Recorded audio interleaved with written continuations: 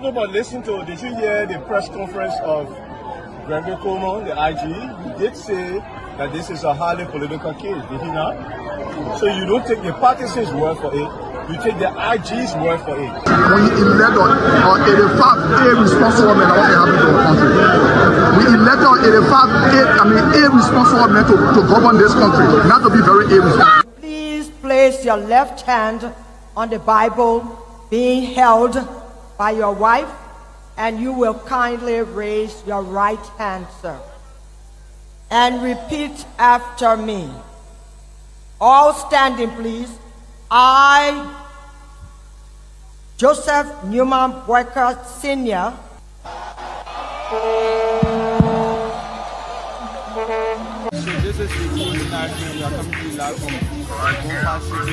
No secret now that your friend and former boss will be a candidate in 2029.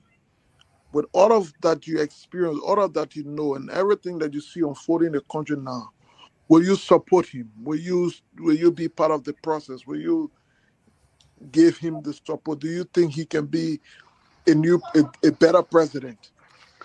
So why you want to bring political Benin in it or not? Oh, but you political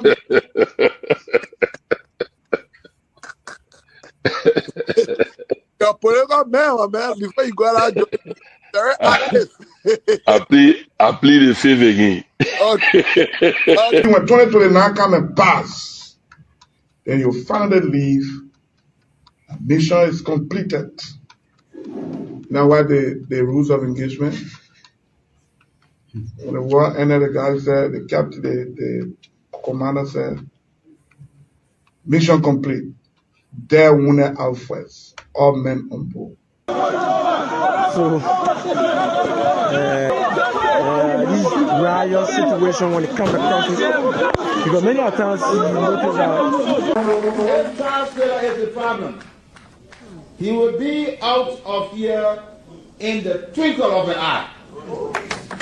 And I say, let well-meaning Liberians come home. If we respect this constitution, a government formed in Accra is a violation of Article 1 of the Constitution. Let them come home. Let that government be formed in Monrovia. On the broadcast administration, we want to give the government of Liberia an ultimatum of 72 hours to provide a living ballot of the chairman of the Student Unification Party, or else there will be a catastrophic pneumonia in the Republic of Liberia. To arrest the chairman of the Student Unification Party, only because the government feel intimidated about the Vanguard Party advocacies. The government got capital road, small road, big road, all kinds of place. I think the reason Joseph Baga will not do much because the old man, the papa is suffering. The papa loves the country, but he can't make it. The criminal there around him, they sophisticated than him. They are sophisticated criminals, so they can't make it.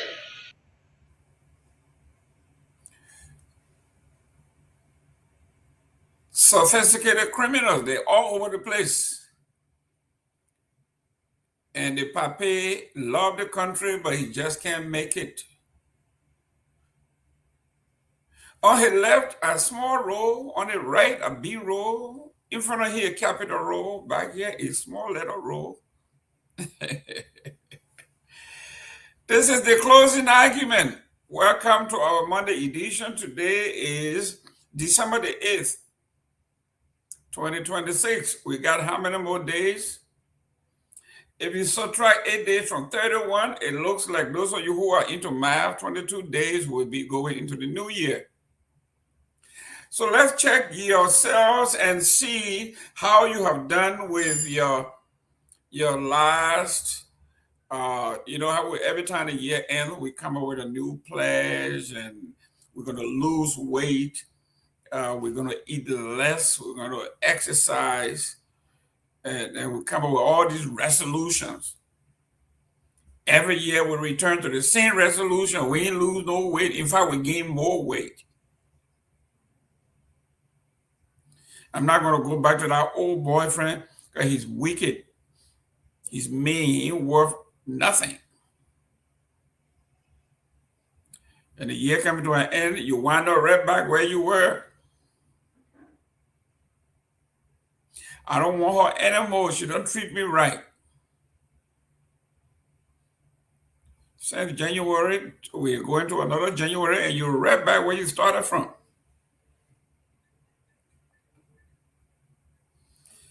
That is the dilemma of life.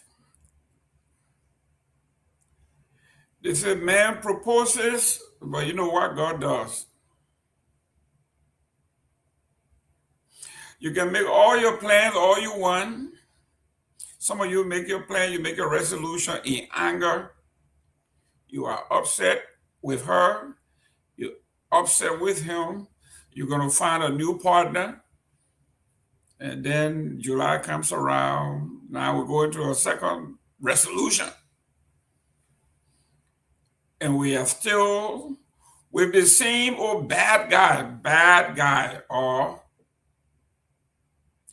bad girl. You've been saying this thing for the past 5 years. You're still with the same partner. You're pushing year number 6.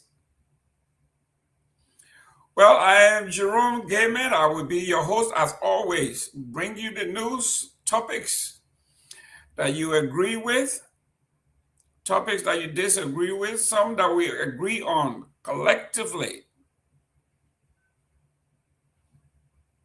and some we just can't see eye to eye. Share the show.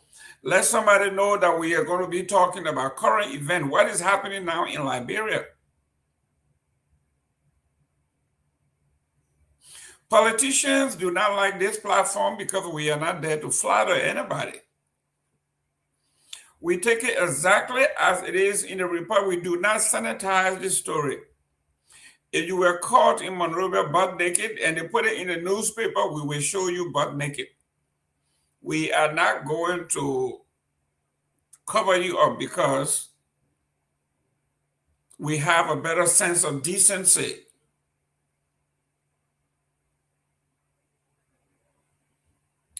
Then we will be revisionist, we'll be revising the story from its original intent.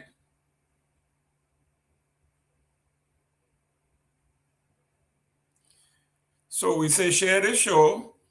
Let us know where you're tuning in from. Please state your city, your town, your county, your country, so we can send a shout out to your folks. I'm tuning in from Grand Bassa County, obviously. Not. I'm in the beautiful state of Florida, as you can tell. Let me see what the weather here today, because when I went walking, it was 80-something degrees. Let me see what the weather is here today as we speak. Okay, it's down now to 72 degrees, and it is beautiful. The water is coming in. The cool breeze is coming from the Atlantic Ocean, and we're having a great time. There's a lot happening in our country we're going to discuss. I woke up this morning to this dossier of documents, 92 pages. Front Page Africa releases government performance report card from Joseph Boycott and his cabinet and integrity institutions.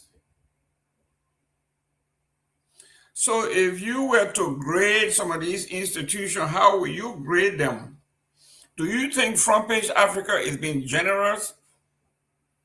Do you think they've been very mean?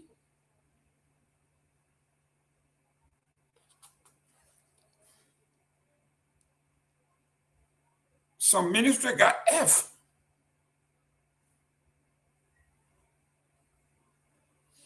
So if we were grading, what is F? Liberia was it? Is F that 0?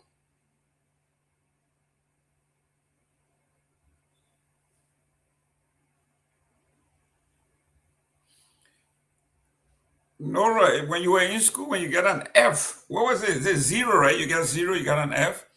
Or you're going to be generous and say, I'm going to be politically correct. I will give you 59 or 50, at least 30. So, you know, to encourage you to do better. Or will you just give them 0? Some student deserve 0. Like this man they call Yumale from the Interior Ministry. He earned a 0, an F.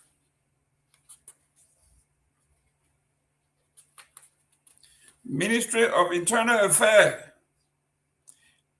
Ministry of Internal Affairs got an F. Received an F. So if you were to grade the Ministry of Internal Affairs, will you give them an F? What will your F be? For me, it's a zero-sum game. An F is 0. A D is 60. A C is 70. C plus is 75. B minus is 76, 78.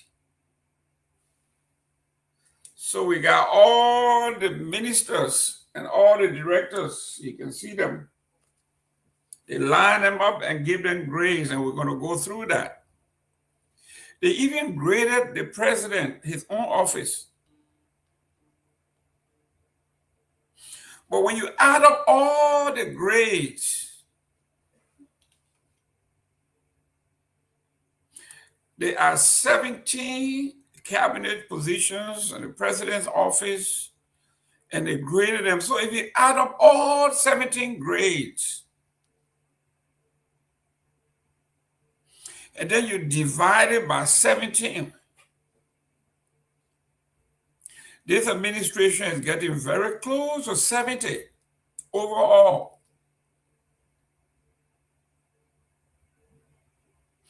But then if you want to be political, you can say, well, you know, I got an F, but that's 59.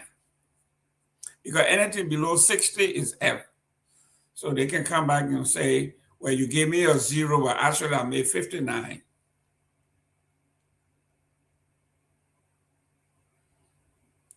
That is the gentleman who is running the Ministry of Internal Affairs.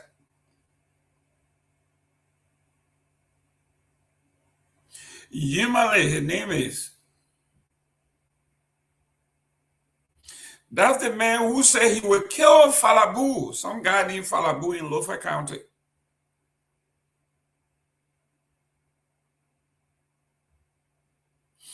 It's the same man who appointed Mark Jabate as an assistant minister for urban planning or urban affairs or urban development. It is the same department that nominated Fatima Binta Kamara.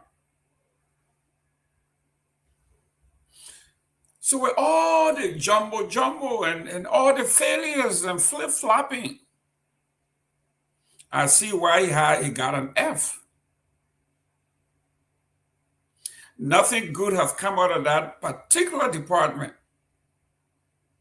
Hopefully, he will turn it around, but he has an F. But my attention is being drawn to the great state of Minnesota.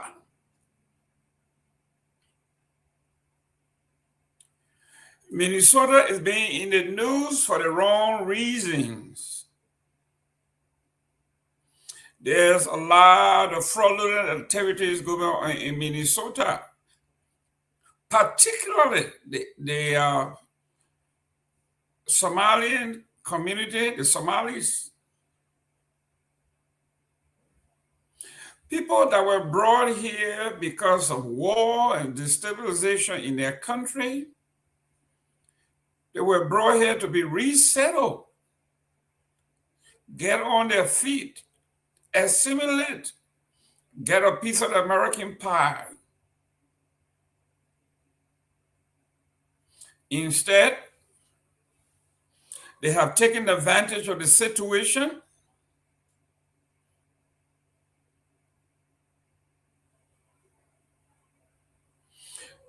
They occupy most of the Section 8 homes.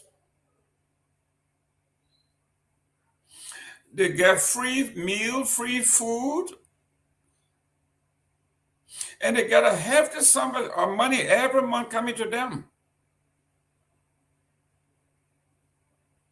Why am I concerned? Because I'm a taxpayer just like everybody else.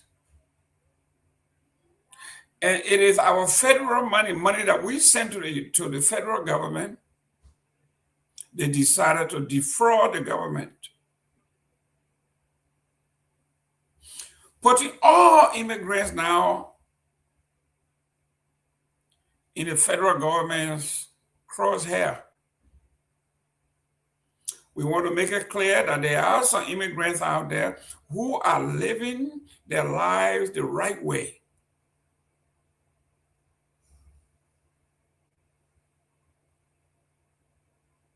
But those who are causing harm to our folks,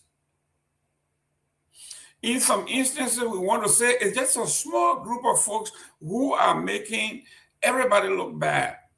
But in this case, based on the number that I'm looking at, we are talking about fraud in the thousands.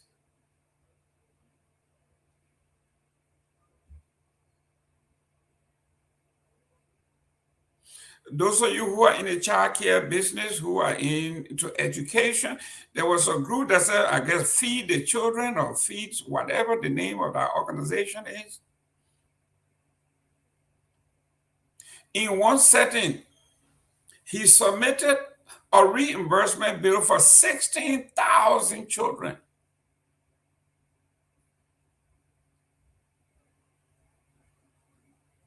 When he didn't have any children.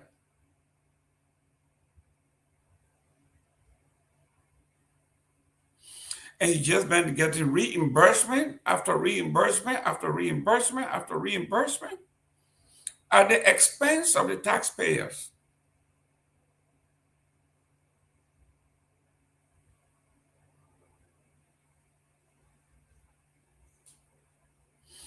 If you came from Liberia, in a war-torn country, and God smiled on you, and they relocated you here,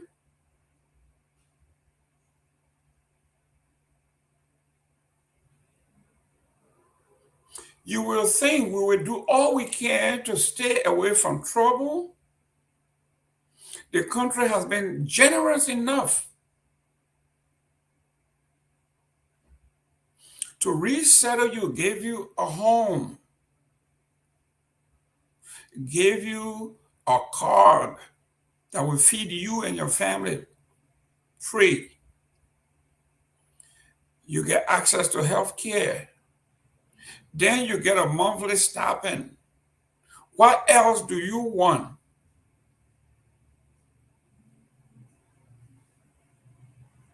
Instead, you decide to steal from the government. Soon, you didn't know that sooner or later they will catch up with you.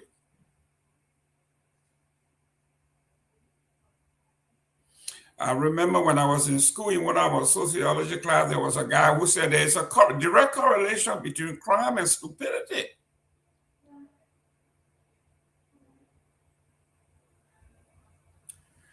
For you,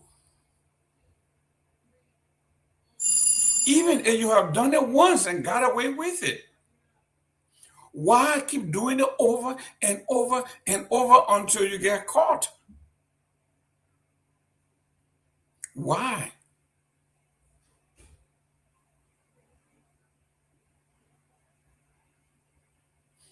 I listened to the representatives from Minnesota, Ms. Omar. She said, when these things happen, the government does not erect the necessary guardrails. And people take advantage of it. So she is admitting to guilt.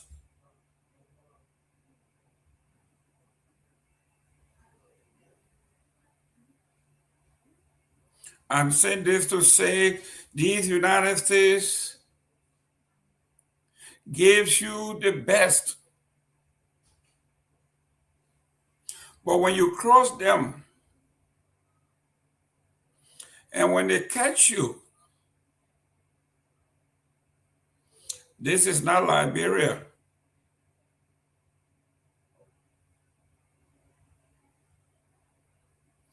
They don't play when they're ready. This is where I came and I saw when they're ready to throw the book at you, they don't say you're going to jail for 1 year, 2 years. Somebody give you 100 years, 50 years, 20 years, 25 years, 10 years minimum. They say, I mean, can you imagine spending your life or part of your 10 years of your life or even 5 years of your life to have your freedom taken away from you?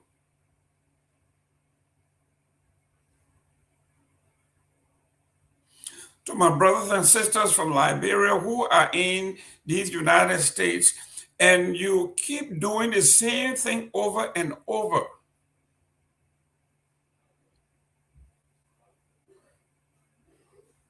There were times, every time you turn social media on, you will find Liberian communities in the Dakotas, other places, they are fighting in the street and they are stripping each other naked and they are putting it on social media. Somebody is recording it and commentating, making us look bad.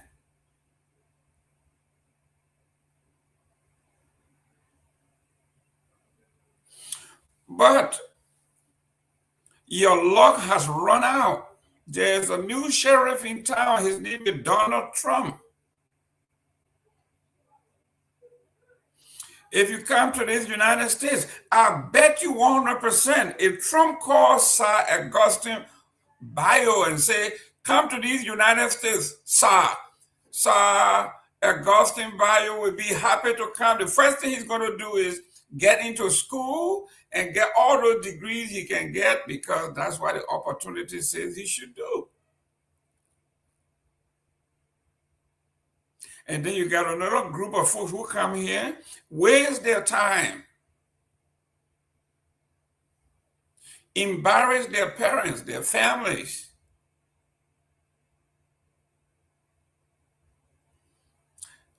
Don't get me wrong, we know there are a lot of complicated social issues.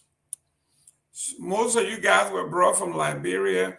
You were traumatized. You didn't go through the processes. I understand that. I understand trauma.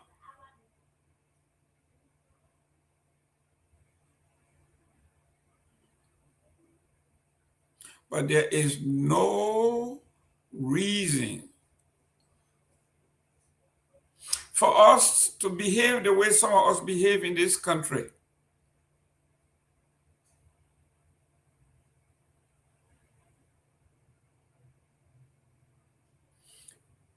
This is our week of giving.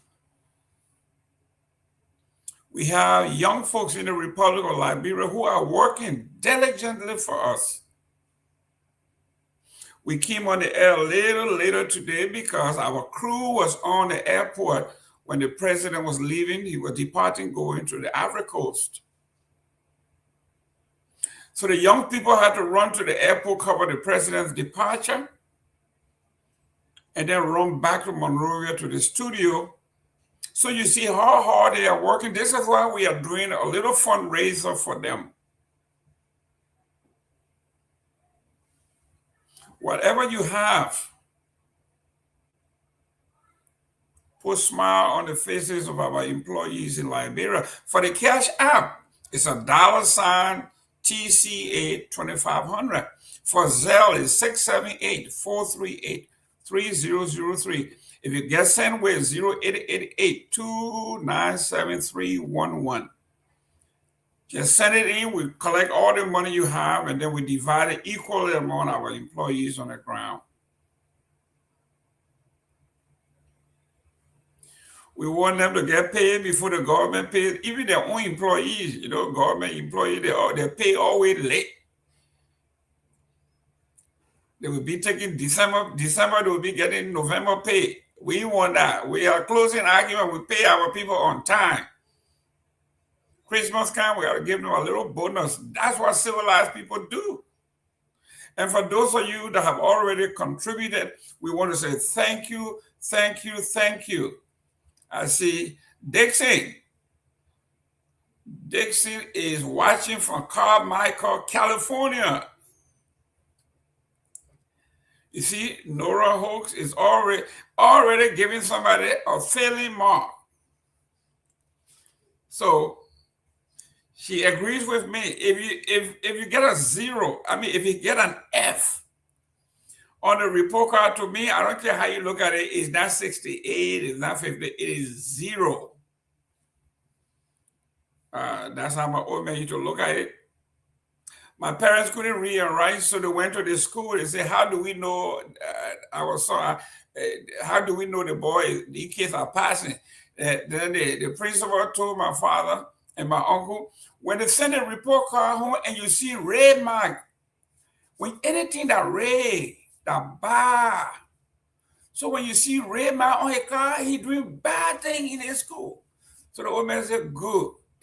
Every time you come home, you want to look at 90, 100, no, you want to look for the red mark. You find out red mark, you're done.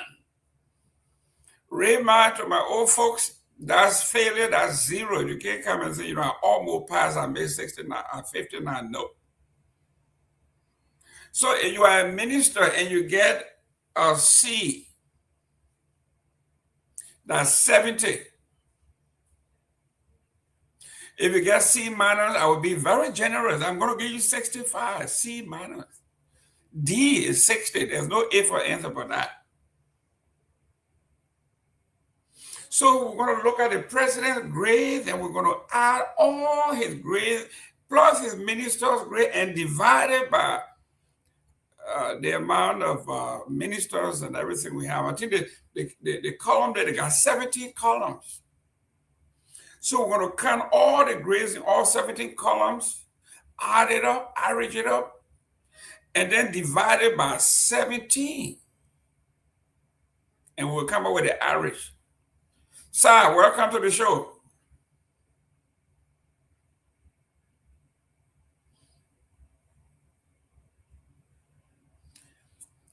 Well, I say thank you. Thank you.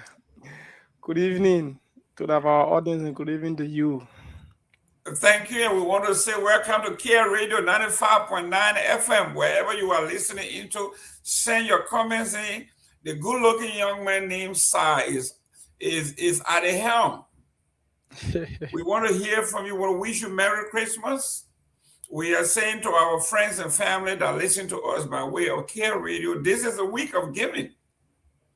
We are collecting money to put a smile on the faces of our employees, the young folks that put their lives on the line to just ride everywhere. There's breaking news. They get on the button, Zoom, they go on there.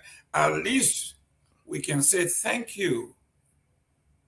So please do us a favor all this week. Well, for those of you who got paid last week, we know y'all got paid Friday. So don't be stingy. Send some of that money here. The cash out is $, TCA, like in the closing argument, 2,500. Just send the money in and we'll average it out and send it to the kids. Thank you in advance for your generosity and goodwill. May God richly bless you. I don't want to be like old pastor now. You plant a seed, we don't want to swear you. But we'll tell you, if you send no money here, your Christmas will not be good. Nothing bad going to happen to you, like death or none of that stuff, no. But sometimes you be sleeping, you will be seeing a bad thing in your sleep. That's me say so now. But if you send me $10, $20, $50, $25, when you sleep, you will see angels flying around you. If you're from Lofa, you will see nothing but tobosoya, plenty tobosoya coming your way. If you're from Grand Bassa County, the best good soup and fufu you will be seeing. When you from Maryland County, you will see the palm butter with the how they call it, the soup over there. That the palm butter with the big rat they got there to be cooking it. All those great things will happen to you when you send us some money. But on the serious note, these guys work very hard for us. Let us show some gratitude. If you are in Monrovia on vacation, stop by the studio. Just meet these young folks that are making this thing happen. Be nice. They're too young, they can't drink, so don't take no beer over there. They're not 21 years, you know. In America, you gotta be 21 years old to drink beer. Sir Augustine, he's too young. He never drank beer before in his life. He would never drink it. Even palm wine, he don't touch it because he's too young. He wait until he turned 25 before he drink his first palm wine. So don't take no palm wine over there. Just go out there and give him something and say, you know what, this is who I am. I listen to you all the time. So, sir, how you doing, young man? Tell me what's going on the ground. Well, I'm fine. You know, the month of December started very hectic, you know. Coming with the UP homecoming program, you know, occasion with on our upcoming protest, December 17th. So December is kind of hectic already for we reporters here on the ground. But well, I think it's okay. I'm fine. You know, we were built for that, and it's our job. We love doing this, so I'm fine, and at least things is going smoothly. Yeah. Good. You heard what the young man said. We are built for this. He is prepared. You know, like the bathroom man said, where can water carry a rock?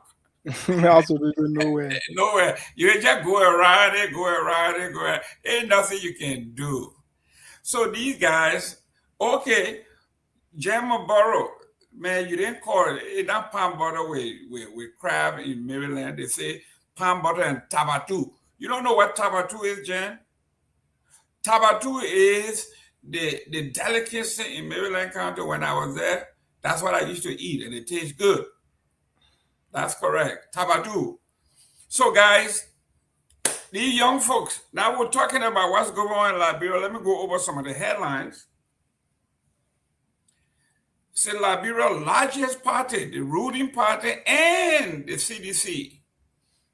They rallied their partisan to build new headquarters seen as early tests for 2029. Liberia's two largest political institutions, the ruling Unity Party and the opposition coalition for democratic change, have begun an intense round of mobilization, fundraising, and construction of new party headquarters across several counties in what political observers widely view as the earliest opening contest for influence ahead of the 2029. This is the battle of the titans. The two biggest giants in town, they are going at each other. I think the guy who stole the show was Musa Hassan Belete. While these two people were running all over the place, he was in the town trying to build another bridge. I think we should call Musa the Bridge Hassan Belete. This man loved building bridges.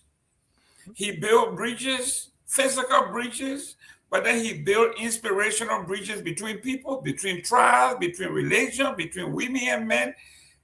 Listen, we should call him Musa the Bridge Belete.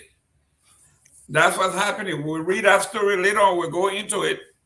There was another headline that caught my attention from the Daily Observer. And it says here, what would Dr. Edward Myean Kessley, founder of the Unity Party, say to his partisan today? The answer can be found in his book, Liberia Today and Tomorrow. Some personal reflection. Let me go briefly into it. We are going deep now into the founding father, proud son of Lofa County, Edward Myean Kessley. what would he say today if he was alive, or if he just woke up and walked into Monrovia? He said, number one, he will probably share his insight on Liberia's historical struggle, the old Liberia versus the new Liberia, and leadership challenges. He will commend President Boakai for maintaining stability and fundamental rights, and for not targeting opposition as Dr. Kessley and other politicians of his era experienced in the 1980s. Well, other people may want to disagree with that particular comment, because some people are saying that President Joseph Boakai is now hunting the opposition. So they would not agree that Joseph Boakai had kept the country from going after opposition when we know it's the opposite. Let me welcome the Dr. Peabody. Welcome, Chief. Good to see you, sir. Good to be back. Been down the weekend with cold, busy, but just the changing of the weather is getting to folks. But thank you for making it. Dr. Kessley will be pleased to see his party in power after winning a very close election through a strong coalition, and he will share his experience in maintaining political alliances through the lenses of the grand coalitions of the Unity Party, LAP, LUP, back in the 80s.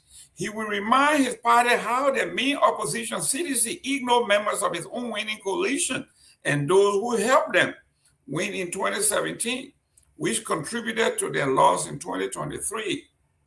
Number two, Dr. Ben Kessley, he will have also reminded his party how exclusion and political marginalization of others fostered bad governance and corruption during his time, widening the inequality gap between political elites, technocrats, residents of slums, ghost town, and many underprivileged citizens. He will make hopeful calls for good governance, responsible citizenship, national unity, and development, showing deep concern for the country's future and its unemployed youth amid ongoing challenges. We will go into that, but that is, let me welcome the Honorable Victor.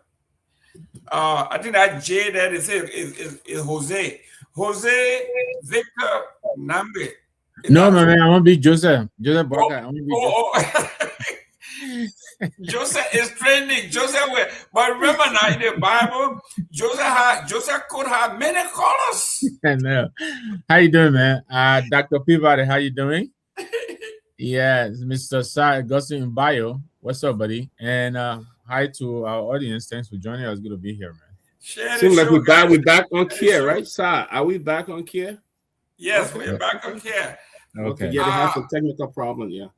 I am looking at this thing here. This is 93 pages of the report cards for the Joseph. Let me ask you something, Jerome. Do you really think this card matters to these guys? I mean, honestly, I think the Front Page Africa has been doing a good job, but it doesn't. To me, it has not in any way compelled any attitude change, you know. So I don't know if it is. I never read it today. I know you sent it to me, but I think it's a waste of my time. I didn't read it, to be honest with you. I think I got better things to waste my time on than that. Well, last night on another show, I was talking to a gentleman. They say he's a policy expert. And I asked him, I said, you are a policy expert and you make all these policy recommendations, and the people do not follow it. I said, how do you deal with that? He said, what you can do is vent in public space like we are doing. Yeah. Shame them. That's all we can do. But we are not going to let them off the hook. We are going to talk about it. That I agree with. I agree with you. The Minister of Internal Affairs, he got an F. And now you're gonna make me want to read it. But are you surprised? I mean, let's be honest. Is that with an F coming in? How do you expect him? He shouldn't have even come in the first place. He shouldn't have come in the first place. Absolutely. So who got an F? Who got an F? The Minister of Internal Affairs, Humanity. Your have big got brother, the F. your boy and buddy, E. Princess Yeah, Tomalin, E. Bakalas Tomalin, I think that's his full name. Yeah. You should have got an E, not even F. E. Not enough, right? It shouldn't even, it shouldn't even be that. He has an F, but when you look at his ministry, right? We'll talk about it later on, but his ministry, not only did he plan to kill Falabu during the election, he said when Falabu came to Foya, I will kill him. He said they know me. I'm a rebel. They know me. Everybody knows me. I'm a rebel. I did it. I can do it again. Then he came in. Then he hired Mike Jabate as Assistant Minister for Urban Development. Then he turned around and anchored that one and brought Fatima Bentu Kamara, the lady who got several degrees and minor in urban development, except it's a ghost. Why would you give that person an F? That humanly got an F. Who else got an F? The Minister of Youth and Sports. What's his name? Banguli, what's his name? Yes. Yeah, but man, you from the South, you don't know how to pronounce his name, but that's his name. He got an F. F. What's wrong with that ministry? Our boy G. Yoga Wilson was here. We gave him an F, and this man who came after him is not even doing anything better. Dr. Peabody. What's wrong with our ministry now? And they're just collecting the F's and putting them on this show. I want to do. They get all the good things they enjoy themselves. I want to do. Yeah. Listen, the Minister of Youth is so bad that he's not even worth. I mean, can you imagine they put you in the same category humanly? Cole Bangalow, that's his name, right? The Minister of Youth and his uncle from Foya. And I think they both of them from Lofa, though. I think Cole is from Lofa too, if I'm not mistaken. Well, everybody in the government from Lofa. So yeah, I mean, if you get Lofa, you can't go wrong. Everybody in the government from Lofa. 80%, 85%. 80%. I blame them that a town, that the people town. That a town. But we're going to go into that. Also, trending in Liberia, the government rolls out expanded diaspora return program to boost unity and investment. We hosted them here. It said the 2025 Liberia Diaspora Annual Return Committee have officially released the full calendar for this year's National Homecoming Festivities. That's not just jolly. Yeah, unveiling an ambitious 3 weeks. Now 1 week or 3 weeks. No, but I think they got some serious stuff in there. They got last year. They're very serious. It's a year long. They're trying. They're doing trying. well. They're doing well. No. They're trying. Let's see. They're doing very well with the game, man. They are very. Let's see. Councilor Gongloe just won your day. At least. At least. He said, this elitism is killing us. At least. But he is at least he try. Let him do better than at least. Then you can't tell to start using at least. I know right now you listening, you've been cussing me. Like, I'm right, Lord. And you know, cussing right now, Kehleboe. You so come on. At least they got a program. Dr. Peabody. But your boy Desmond is in there. You don't remember? Desmond Johnson, Ambassador Johnson. Yeah. Are you on the trip? Myself? Yeah. No, I'm talking about that. The name of the group. Are you on the trip? Are you on the trip? Yeah, exactly. Are you? That's right. Are you on the trip? Yeah, but Dr. Peabody, on behalf of the closing argument, I sponsor the trophy. Oh, wow. Yes. That's amazing. That big trophy they're going to be giving out. Wow. I sponsor it on behalf of the closing argument. Yes, that's a big thing. We need to showcase this. This is a very big thing with the game, man. Congratulations. Very nice. Very nice. Yes. Very nice. Yes. But so we are going there. I think Honorable Victor Nagbe, you were trying to get to Liberia for the Christmas. You don't have to worry. You got 3 weeks. This thing here, I think that most of people ahead of the team were going to let. When someone died, that one day by the keep it for 5 months. My wife and I will spend our Christmas in Accra. We didn't do nothing with your Maria. We spending New Year in Lagos. We'll come to Maria when everything is over. When we come out with you, we'll leg your plate. Wherever you leave it. Look, I'm telling you, I take it back. Dr. Kula says she's from Idana, grandmother, so I see why they keep body for months and they get party until so and they just put him down. That Jim McBurrow down. I think yeah, she said Christmas at just the beginning. We are going all the way for a whole 3 weeks until January 15th. So if you can't, they will catch you. That is. But let's look at what beyond. Jerome, I hope we'll have time. I know you're running the schedule. I hope we'll have time to talk about man Sylvester. I think he launched a very blistering attack this morning on the UP government. Yeah, I watched it this morning. I know. I will kid him for the third lane. I thought it was pretty impressive. He and Kiatama. You know, Kiatama. If Kiatama has expressed interest, he want to come on our show by Thursday. You want to come on Thursday? So, well, talking about coming on our show Wednesday, guys. Dr. Moneyback will be here. Awesome. We'll be talking about it. Hopefully, we can do the flyer and send it out. Yeah, but then Johnny will be here. I told Myean to do the flyer. Oh yeah, Johnny will be here. When Moneyback is here, Johnny will be here. Where the young man from? The guy from Kigali. Where the young man from Kigali? Our man.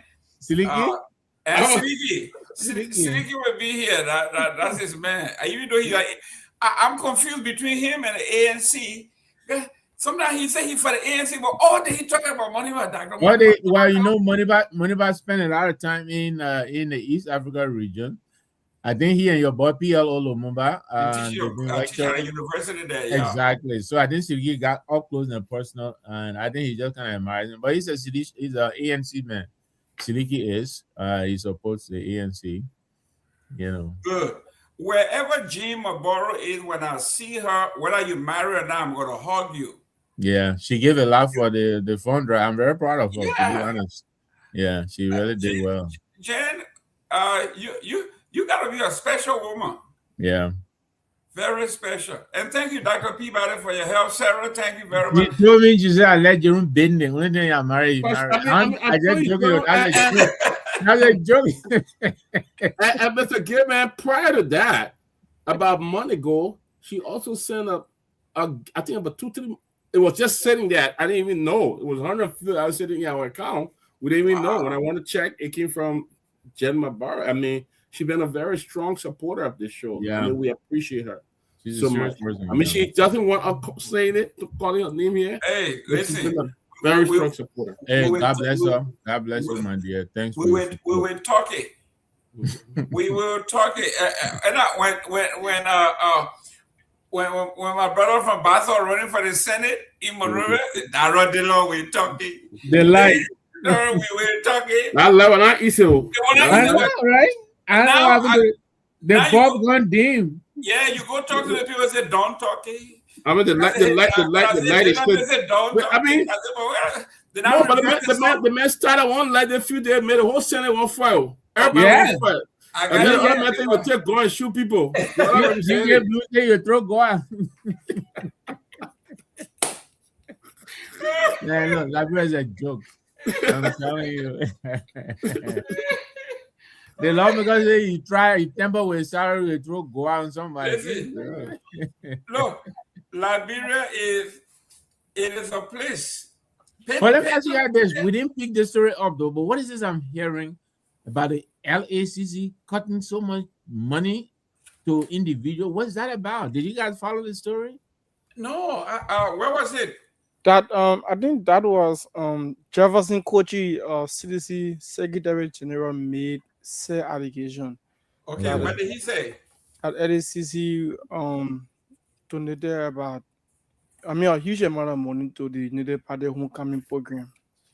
He pull out some checks from What? Okay. from Central Bank. LCC, why LCC get money from the ASO? That's the thing, but Dr. Peabody, that's what one of the checks I saw was for $21 million Liberian dollars. LCC. LACC is written on the. Yeah, I don't that's know. funny. This is the age of AI, but I think we need to look into that. No, But I but saw two checks, one for 180,000 and the other for $21 million Liberian dollars. the 180,000 is authentic, and the person's name on the check worked at LACC, but in the administrative sector. He is far away from financial activities. It questioned everybody, man. How did his name get on said check? So Right. What you mean? What you mean? He fired away. What do you mean he fired away? I mean, he didn't work in an integrity position, and he said he fired away. So is that how people purchase the headquarters, by taking money for other people, for the ministry, depriving Liberia other food and medication, other things? Is that how you do that? Wow. Yeah. But yeah, Dr. P, do they have money? Why are they even giving people money? I don't understand that. Wow. If it is, I think we need to look into this. We need to do it. Yes, I think we need to look into it. We got the guys on the ground. Let them go and look into it. There's a lot of story going around. One that we talk about briefly. The suicide case. Oh, let me welcome the ink. My man, the ink. I have not seen anything from you lately. What's going on? You blocked me? No. Ink was preparing his man to join the party. I saw somebody like him, but you have a mask or something, so you can see your face. Somebody like me where? At the party headquarters. No, but the city are in. I give you and bong. I can't give 20 years to a party. Only to go join another party. I'd rather just sit out of the whole process. My man. Sir Joseph said the same thing, man. I'm not Sir Joseph. I'm not Sir Joseph. What I've gone through to be consistent to a political idea. Very few politicians in our time and age who go through that and still be committed. It's just a reflection of my own character into what I stand for. So I'm saying to you, if I get to the point where I do not believe in the process of the more politics as the vehicle that can change the situation in Liberia, then I divert to something meaningful as opposed to taking, going to see another party as an option to one, so it's just a recycle. Hopefully the one I'm connected with become better, do the right thing and help change the life. If it can't, then we divert to something other than politics as a means of making impact in the country. But it's good to be here anyway. Great. I hope we could show the video of Mr. The man leaving the CDC party and joining the UP. Is that to defer or to run away from audit? Is that why they're looking for protection? To run away from audit with the government? Listen. Who now? You mean? Talk about Chief. You mean the devil? What is his name now? He went from thief to chief. He has been the most celebrated. Yeah. What it says to me, listen, it amplified the significance of the CDC in Liberian politics. United Party had a great launch-on. The news from there was that Thomas Fowler, of course, a product of the CDC, Nagbe was on the other side, Kofa was on the other side. When you put all of that together, it tells you that that is a very strong party that only need to put its acts together, because it still continues, its member of its party still continue to influence the political conversation on the ground. Musa Belete, an associate of the CDC. So, I mean, we just still control the narrative. We just need to put the acts together, that's all. What do you mean an associate of the city? We ain't no associate of nobody. Is our My man, we are a stand alone. We ain't no associate of nobody. Help us stay alone. No, but you see, Mr. Nagbe, you need to stop that narrative before you get to the front. When you start giving that narrative of we stay alone, by the time you decide to become stay with all, many of the parties in whom you have carried. No, when I say we stand alone, we're part of the distance from you. And in fact, they may even accuse you of either being bought, selling out and stuff. So you need to stop that narrative. Stay alone. So what should our narrative be? Well, I think in the context, generally, like I said the last time in my post, until the narrative is an opposition narrative that come together to remove the Bwaka thing, the individual approach from the party becomes difficult. You must create the opposition mentality that the opposition, those who are not in power, want to take over power from the ruling party. As that idea evolved, eventually you will identify leaders in that direction. But for example, a CDC continue to say, a CDC come back. Maybe you gave me, yes, you may not want Bwaka, but it's also possible you may not want a CDC as well. And if you see this effort as just a CDC thing, you become a little apprehensive as to how you get involved. But if the conversation become low, the country is not going in the right direction, we must all now realize that the only way we can do this, except we do it together.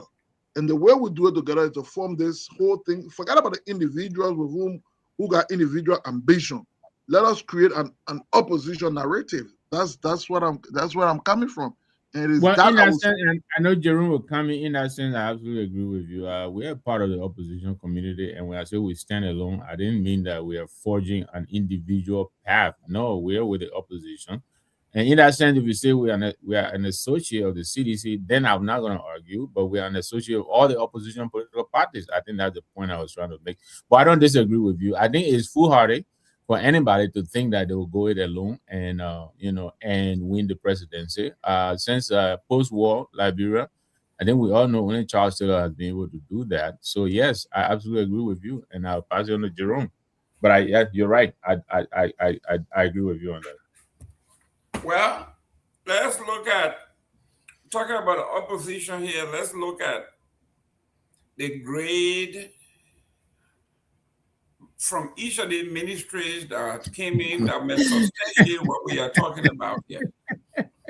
People fail, people flunk. Playing for in time out. Victor Nagbe, you are the only educator here.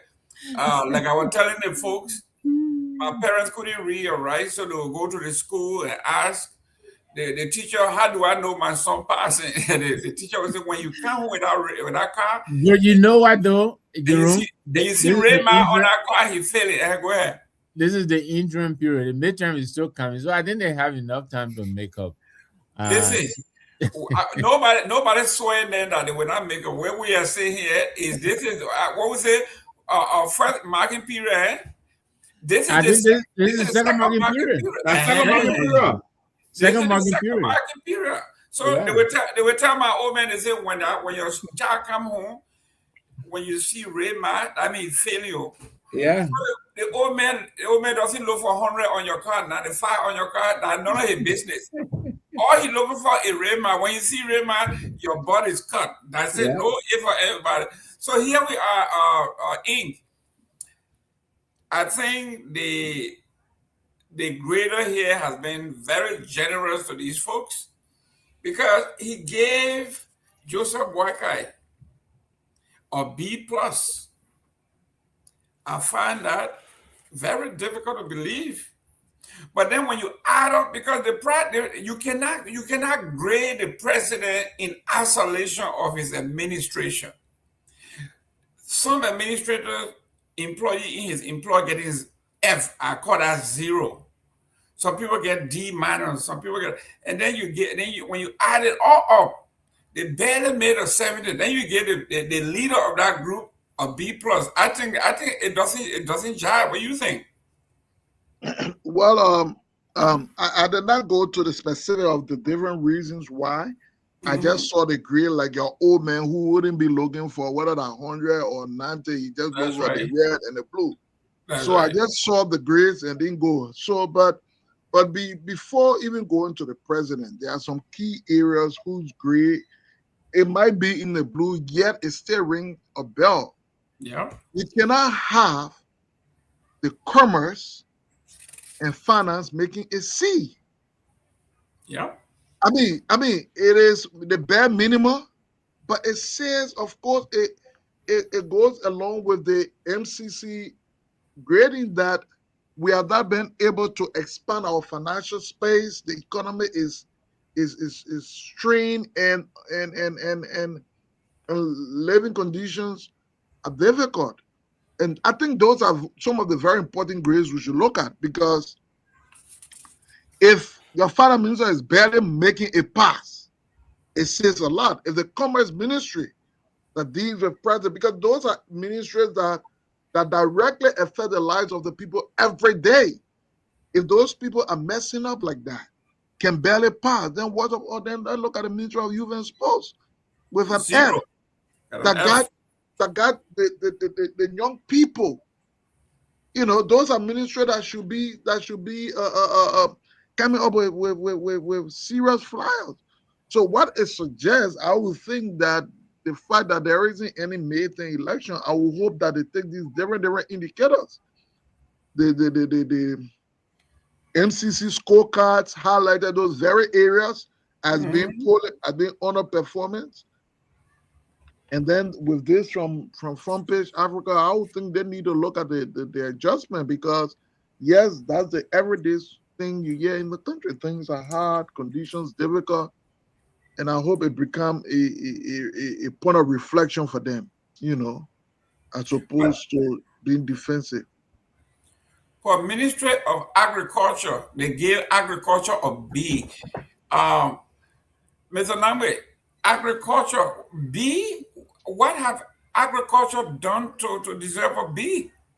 There's a lot of chatter about what NOTA is doing at the Agriculture Ministry. I mean, yeah, full disclosure, he's a former UPP man, so I may be a little partial, but we talked about the audit. I think it was the World Health Organization audit. You remember that? I think some $6 or $8 million, $6 million or so that his ministry could not account for, where they had middlemen to the middleman. And these intermediaries, I think, through about 3 or 4 different cycles before the money could get to the intended target. And when the people went on the farms, out of the 80-something farms, I think over 60 of those farms could not be found. So that is that. But I hear a lot of people have high praise for what NOTA is doing. I don't know exactly what he's doing. My friend Michael George is trying to do a project with him. I know there is a proposal on the table, but it looks like he must be doing something. I don't know what it is, honestly, but a lot of people I've talked to, I don't remember what it tell me. So I'm sure Front Page Africa may have seen, what it is he's doing with the farmers, the local farmers. But the audit that we saw from WHO, was it WHO? I think it was, Jerome. We talked about it on the show here. Yes, he didn't look good on that. But before I pass it on to Seleke, I know you want to welcome me. Look, the FPA, Front Page Africa, they're doing a wonderful job. But as far as if the government were doing a performance review and using part of the FPA grading as part of the criteria for assessing the performance of government, I think our government official will pay attention to what the Front Page Africa is doing. But right now, what it is just us talking about it. In the court of public opinion, we can give them the F as long as they are playing to an audience of 1. As long as President Joseph Nyeman Boakai is satisfied with the performance of the Minister of Internal Affairs. I don't care whether he has rape charges against him. I don't care whether he comes into the public and he calls himself a rebel. I don't care how much he comes into the public and threatens to kill people. He will still remain as Minister of Internal Affairs, period. And so therefore, that's why I said, I appreciate FPA. I know Ronnie's here very well. He's a seasoned journalist, and I think his team means well. But I don't know if it's going to change the narrative for what is happening right now in our government space. I think this can serve as a key, a very, as a key performance indicator. The government could go by this and look at it to show that, hey, look, this is what's going on, and maybe this is what we missed. I don't know what the government has when it comes to KPI. I don't know what the government has. And you're right, Dr. People. I think this will find its way also in the MCC review. So in that sense, yes. I think they're doing a wonderful job there. I agree with you on that. Exactly, because the MCC do look at these things. And I don't know how much they gave the justice minister. I don't know what they gave him. Justice minister, they get Justin a B minus. He doesn't deserve a B minus. For interpreting the Supreme Court decision, they gave him a B minus. This is what I'm saying. How is that possible? Let me see if you explain that to us. Yeah, for misguiding or misquoting the Supreme Court ruling to the president, and you gave him a B minus. Absolutely. I mean, he's the one who feel order this thing that we're in here. He advised the president, and the president made a decision based on his interpretation. Of the Supreme Court ruling. Yeah, that one shocked me. But they gave the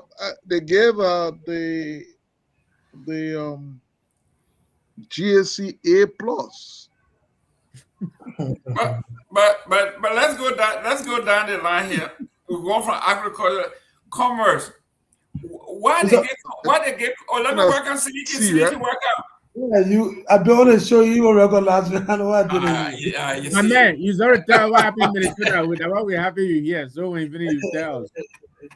Yeah, but greetings, everybody. It's good to be here on the closing argument on this wonderful Monday.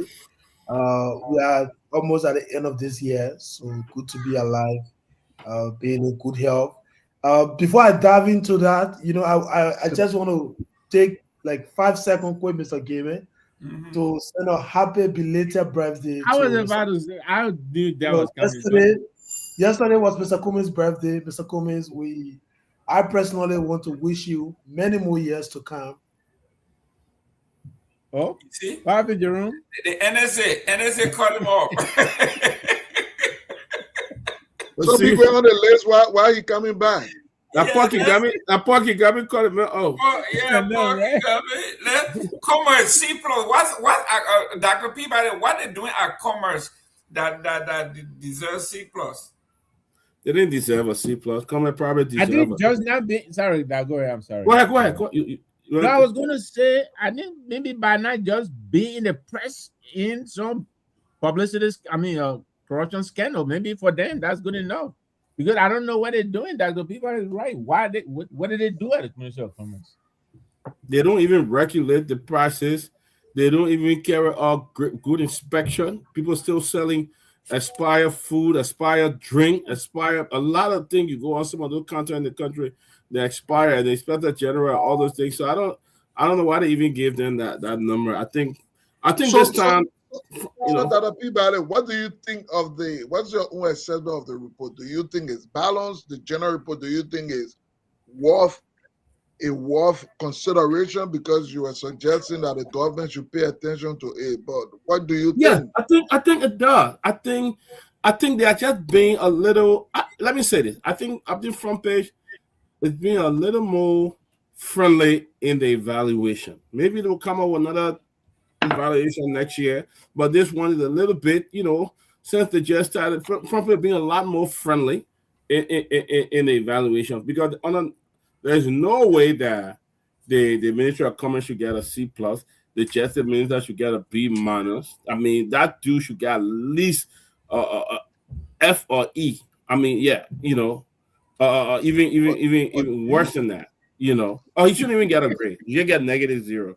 And stuff like that, and you giving him that kind of marking. It's too big for him. It's too good, because don't get me wrong. Let me say, I'm going to say MCC. Look at front page. One of those media that the MCC, the USMSA, the international partners look at as well. So I think they're being a little more, let me say that they're being fair. Let me say this, but for me, I would say I don't agree with some of the grades because some people don't deserve it. Because go to the comment ministry, they don't even regulate it. Everybody can come out and bring out their own price there. People can come and look at the food there on the counter. Most of the food on the counter expires in Monrovia. You go there, some of the food there has expired for a while and stuff like that. So I don't know whether the comment ministry is doing a good job. I don't think so. They don't deserve it. They really don't deserve that grade.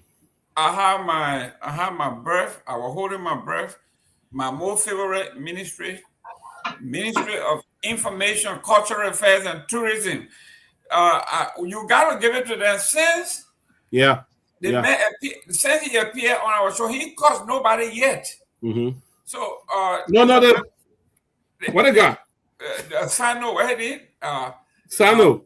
Yeah, Sano. He has not relapsed. He ain't cost nobody yet.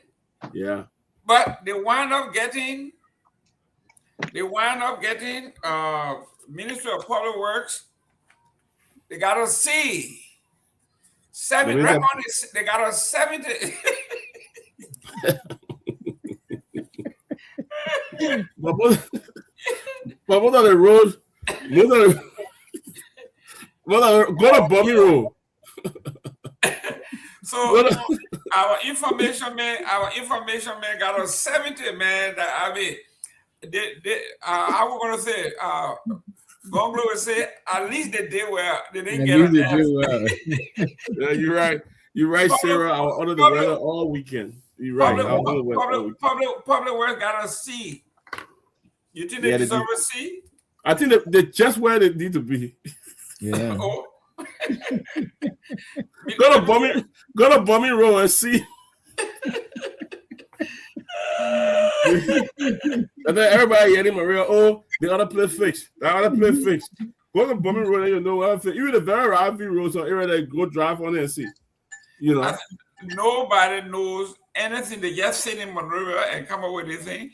Okay, let's go down to we did agriculture. Now let's go to education. Why they get education or B? I didn't build one new school if you did. The Department of Education, they got a B? When they said there's no desk in the school, the university raising money to buy chairs. How is that possible? Mr. Nagbe, this is your area. I leave it with Dr. Peabody because I don't know what it is that education is doing in Liberia that did they explain it? Did they build one new building? Maybe they want to give it. They did? Anything to go, what? How many million now to build? I don't know how many schools all over the country. They're getting I think 89 million to build 100 schools, I believe. They're excellent in learning, Excel. That's why I think they are the World Bank. So they're building primarily elementary and secondary schools, but 100 schools they're going to build between now to 2026. I understand. So maybe that's why they're getting the B. I don't know, Seleke, what you say? I guess. Seleke, we are grading the schools. We're gonna go through them. Minister of Youth and Sport got an F. Internal Ministry got an F. The Liberia National Fire Service, these guys, they shouldn't even be ranked. That's the fire service chief name? Yeah, F is his name. But you remember how he and the IG came on and they were talking about the fire at the Capitol building. You see how he was dressed? The fire service, they get him a C though.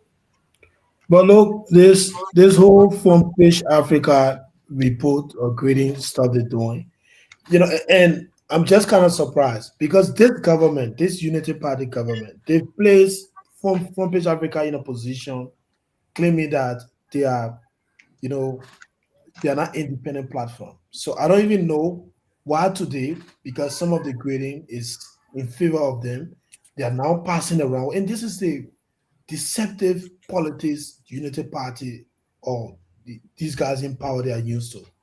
You know, every day, every time when I see it come out of a publication, they find a way to criticize it. In fact, at some point, they refer to him as you know, is institution being a communist, you know, media outlet. And this is unfortunate. And now this is the same Front Page Africa media, whatsoever investigation they've done, gave them some grace, and like what now they're passing around with because it's positive, you know. So for me, what I would say about this is and I'm not sure Front Page Africa is the first to do the kind of investigation and bring about facts when it comes to performance. By the end of the day, once it is not the United States, the government will not take recommendation, you know, in terms of the shortcoming. They will ignore it. But the players they are doing well, they will pass around, post about it, and the people, especially, I saw a very good positive image or grade they gave the foreign ministry. And now Ambassador yeah from the foreign ministry is posting that, you know, that you know they came to serve the country and all the kind of positive, you know, adjective that is describing the grades from British Africa.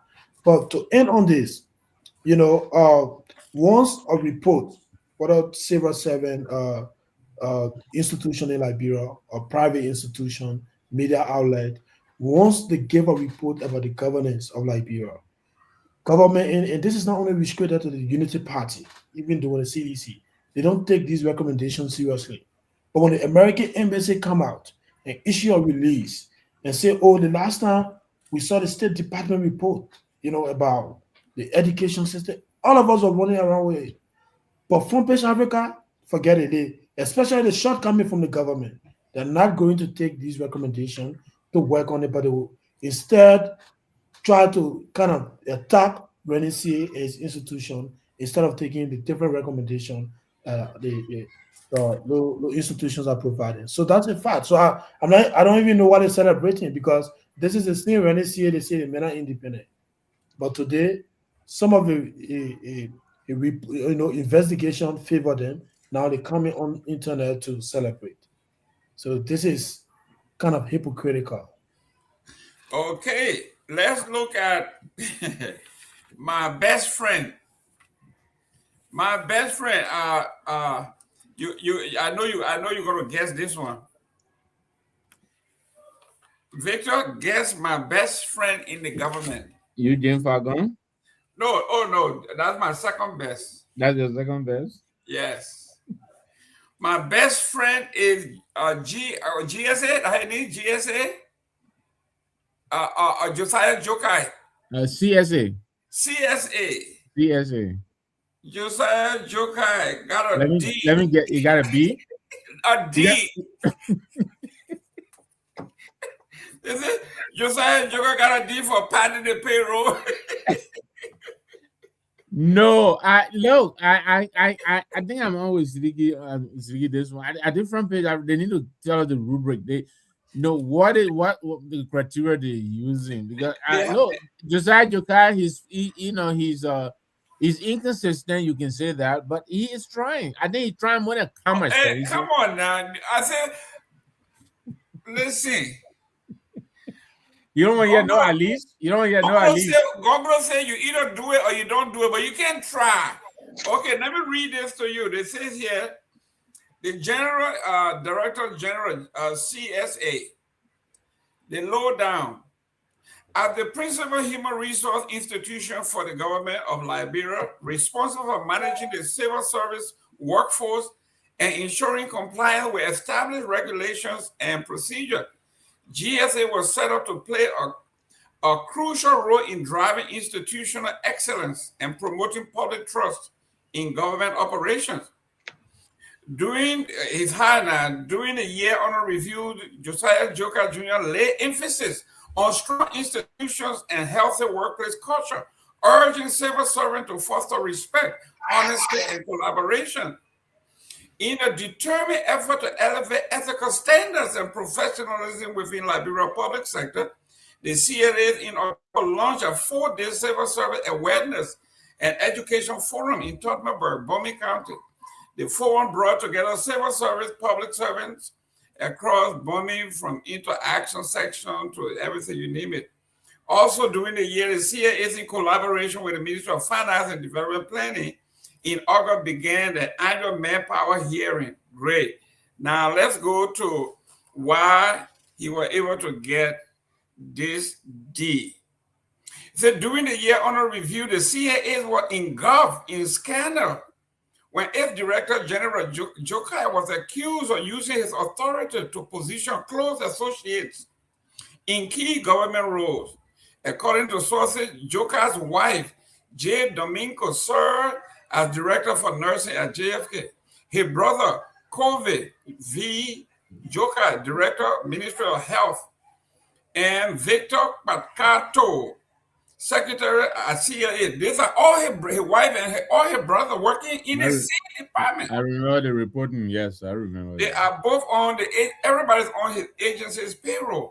His wife's brother, Zabili Wilwo ZB, was promoted from Deputy Director at the Employment Services to Special Technical Assistant and Chief of Office Staff, with a salary equivalent to that of an Assistant Minister.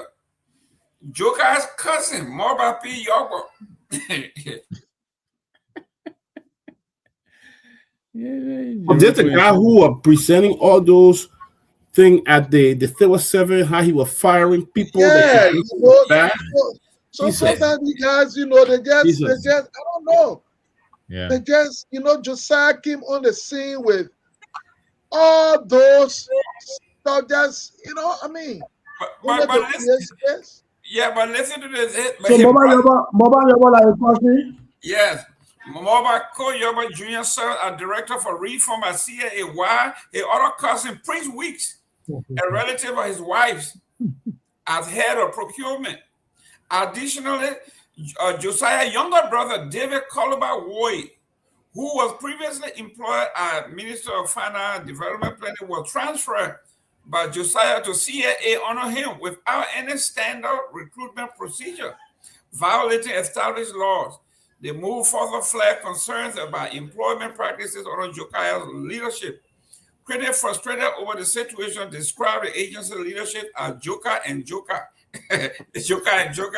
and Wild Dynasty, accusing management of sidelining merit in favor of bloodline. It is a public institution serving private interests, and it destroys faith in government, although one CIA employee said asking not to be named. The CIA is also found itself swamped in another scandal surrounding payroll fraud, ghost employees, and asset declaration issues. These include the discovery of hundreds of ghost names on payrolls, leading to removal of some employees, insignificant cost saving for the government. The agency also uncovered systemic fraud, like employees receiving multiple salaries, double dipping, with one audit finding $1.5 million annual loss in the House of Representatives alone. Additionally, a crackdown in February 2025 led to suspension of hundreds of officials for failing to declare the asset. This guy is bad news. Let me start with Seleke. You just came in. This is bad. I mean, how can you hire everybody from your family, honor you in the same department, and this man was on television with me. all the shows, Victor, you were there. This man was when you talk about George, we are critic. This man, to the point where if he had the chance to meet George, we are physically he would attack him because he said he would never recognize George Weah as his president. He refused to acknowledge Weah as his president. This is the guy they are talking about here. And then when he came in, he called a lawmaker of the city corporation to fire 9 employees for doing exactly what he was doing. No, even worse. Yeah. Seleke Kromah, go ahead. Opama, let me go to the main ink because he's the writer here. Yeah, I'll be brief with this Josiah stuff. I follow him on Facebook, Mr. Gayman, and it seems to be exactly what he fired those guys who were supporters of the CDC for at the MCC. He always doing similar thing like that. recently they passed November 29 celebration because November 29, I think, is one of our former president's birthday. So he went on Facebook and said Liberians are not interested in a holiday again. So we should cancel the celebration for November 29. And just create a holiday where we can celebrate all presidents instead of, instead of William, I think William V.S. Todman, something like that. And so every now and then he responded to critics from the opposition on his personal Facebook page. But this is a man who fire people in government for politically affiliating themselves with any other political parties. And all of them, they were at the United Party fundraiser recently. They used government vehicle to go there. The likes of Mo Ali and other people. In fact, I saw in a video security people beating partisans while they go around Mo Ali car. Publicly. And this is at the end of the day, again, you talk about how you guys used to be on show. This is Liberia, Mr. Gayman. People will pretend they mean well and all of that. They sound essentially they are passionate about change, but you give them the opportunity, you see the real color. That's the country we have. So Josiah Joker, I'm even surprised to hear that Mobile Yoba, like cursing. I know Mobile Yoba, he used to be the assistant chief of staff in Mr. Kumi's office during the election. And during the second round, all of them were advocating because of the low-fat solidarity to go and support Unity Party. And today now, all of a sudden, he surfaced. And they were here recently. And at the time he came and attended a conference, I know after the conference, he put data on him and Martin started attacking him, But it's unfortunate, at the end of the day, Josiah Joker, I don't know him personally, but what he's been doing, targeting opposition people in the government, removing them because they are affiliating with the CDC. And he, as a CSA boss, is always involved with political conversation on Facebook.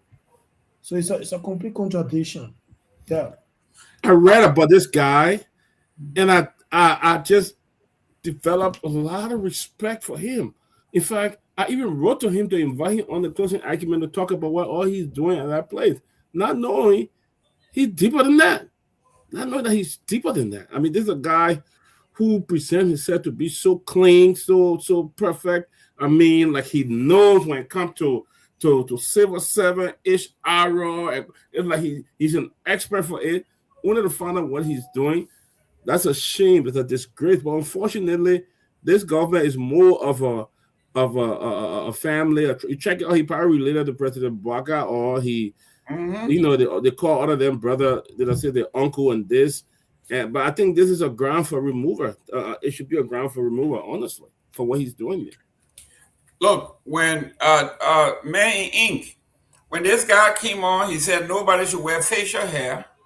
Nobody should be on social media. He fired people for being on social media and expressing his seditious were on social media expressing themselves, talking about the administration. So he cleaned house. He fired everybody. He boasted that he had reduced the work bill, the workforce bill, and all of that. Turned out that everything is a lie. He and I were on a show, and I challenged him. I asked him, I said, where have you worked? He said, I worked at the UN. I was a election person in Rwanda. Election. All he ever done was he was an observer. He was this and that.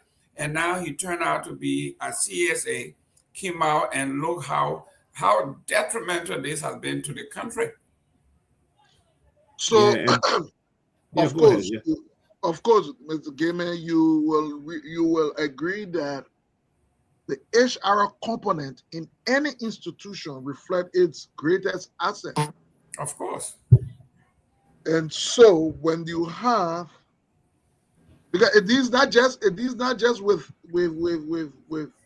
the human capital, it also focuses on processes, on institutional building, on capacity, policies, project, and direct ultimately what the government or the institution hope to achieve. It aligns strategy with operation, because the people must implement a strategy. So you must be able to get in place the right people who will do the job. In the case of the CSA, it plays that role in a bigger organization we call the government. When this man became CSA director, his first few actions, I knew right away he was nothing but a showman. I wrote extensively on his action. At the time, I think people had thought we were writing on him because, of course, his policy to target some of the people, or most of the people he targeted were people who and I share the same party. But I just knew that that is not how HR proceed. You don't just jump into just fire people. You have not even made assessment of the talents pool. You don't know how many institutional knowledge you're throwing away, or how you're going to replace it, and why you see. There's missing people always form part of a long-term plan. Now knowing the brother was only creating additional role to replace, because from what I'm hearing, the payroll, having removed those people they couldn't remove, even double than what it was with those people being there. That's correct. It would tell me, even though few months or weeks ago he attained a doctorate degree from what I heard, yet I think, I heard he attained a doctorate degree, suggesting that he has the academic qualification. Yet that role, the HR role, much more than attaining a theoretical title, it involves strategy. It's a real whole lot of technical work put in it. Today, in many institutions in the world, big institutions, the HR now have left from the position of being HR. They form part of the very senior staff. They're either vice president now, it's no more just an ordinary HR again, because people realize that how effective the HR represent or reflect on the organization. So I think to have him making a D says a lot as to where we are. And I will conclude on this to say, there are some institutions that the grade they make tell you exactly what the government is. Finance making C, HR they're making D, regardless of all the other B plus and A minus and whatever that is. But those are critical sectors of the government that should not be failing. If they fail, tell all that, look, we're not going anywhere. And so for me, I'm not surprised at the grade in terms of it being H, because I knew with the rush action, just coming, just sacking people. You just join the play, just sacking people. It tells us you got no plan. And so he was doing it for the camera, he was doing it for the Facebook rating, the likes and the applause. So there where we are. And as Peabody really said, I hope the government take into consideration these things, ask questions. Because from Africa, regardless of whether they buy or not buy, they are presenting reason why these things are so, they are basing it on some facts. So I hope that the I don't know who, the chief of staff to the president could take that and at least have a conversation with each of these people and agree and see. So that's why it is. Let me welcome Robert Garguah. Welcome to the show. Thank you, sir. Rawa. Chief, how you doing, sir? Long time, man. What's going on? Not much, buddy. How you doing, man? Getting ready for the World Cup? I'm ready. Yes. Oh, yes. On the ticket is in 1,000, my man. Of course. Right now you can get one. You can get the for instance, the Haiti and Morocco game at the Mercedes-Benz Stadium is going for $750, the cheapest right now. Well, Brazil, I can go. Brazil and USA, I can go wild, but Brazil ticket too hot, my man. But buy it because it's gonna go up. Sell it. Buy it and resell it. That's what we do. I can't spend 1,000 for any ticket, man. I'll watch on TV right now. No, but you can the only thing you're not physically on the stadium, but you can watch that thing on a nice cream, high def TV. Yeah. No, but sometimes the ambience, to be frank, sometimes on the field you get that ambience. The fact that it's being held in the U.S., you remember now, people are thinking about not just the ticket. They're thinking about, well, I don't have to spend $1,500 or $2,000 to fly to that country. to get that World Cup experience. So I might as well just spend that $750 and go watch my favorite team play. You But be you be in the nosebleed section way up there. at least you stayed there. You stayed there. Yeah, Listen, you be there that you can't even sit. So now, one time I did that thing, I want to watch the game, man. All the way up, I couldn't see anything, man. you watching the jumbotron. I mean, people they go to level 1, man. You can't be going to level 2, 3, 4, 5. No. We're talking about level 7. You're talking about level 5. My son and I went to watch the game. One time, I think Arsenal was playing somebody in Philly. Went there and were all the.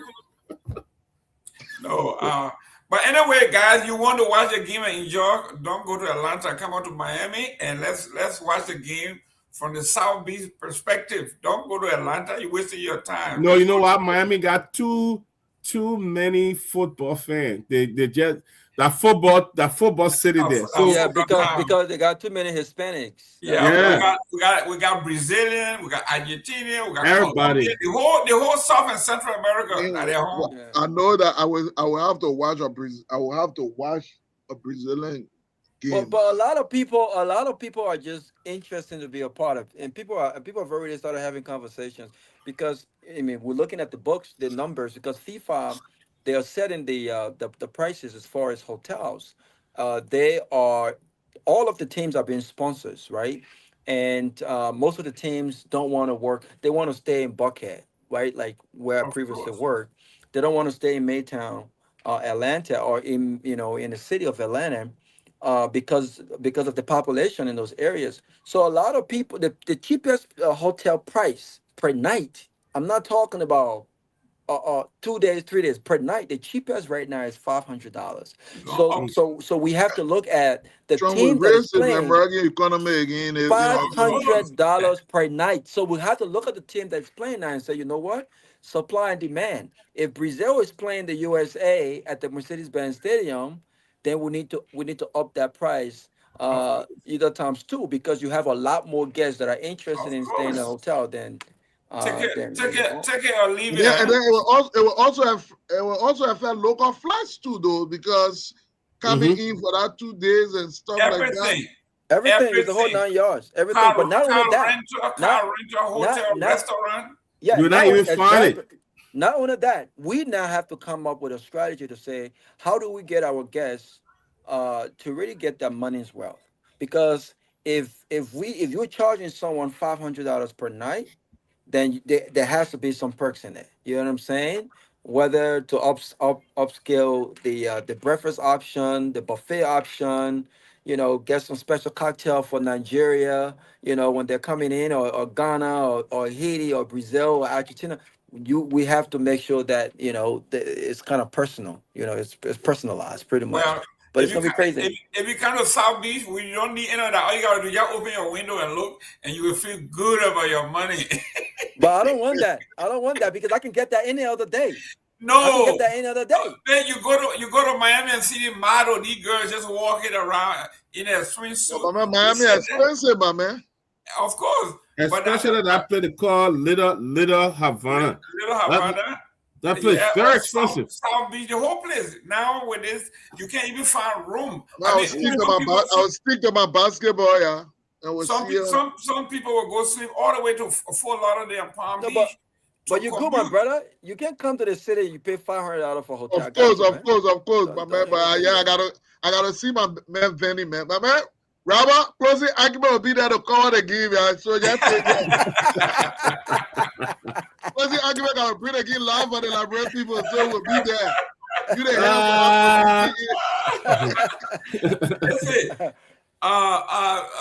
Listen.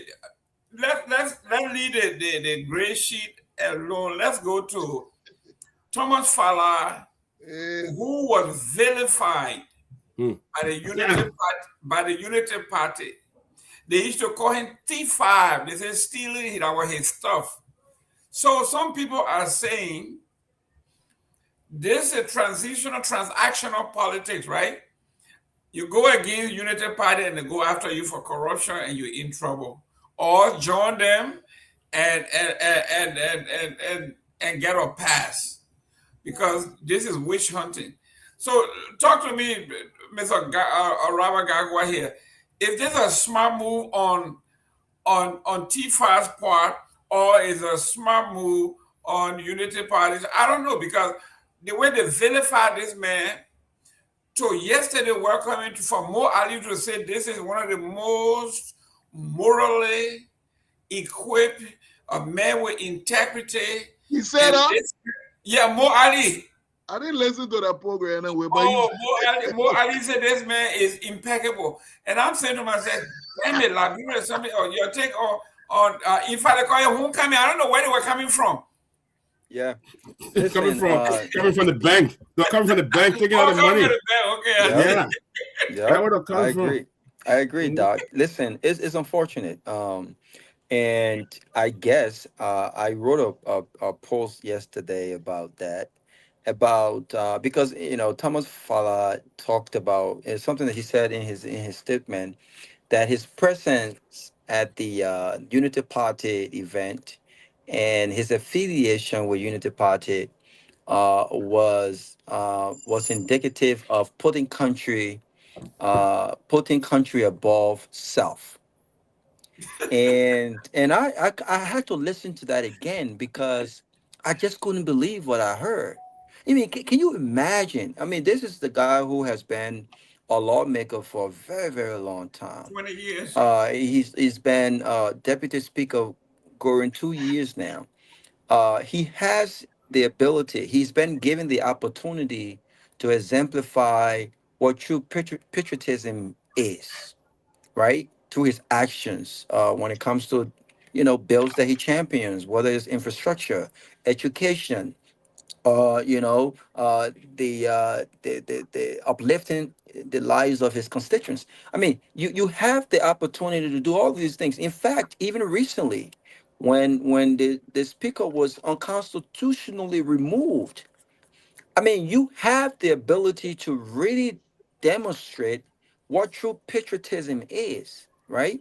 But here is this guy equating patriotism to the affiliation of a political party, right? This is what we do, and this is how terrible we are. With I won't say as a country, but in moments like what I watched the other day, and people, my big brother Kesley, I know he's watching and listening.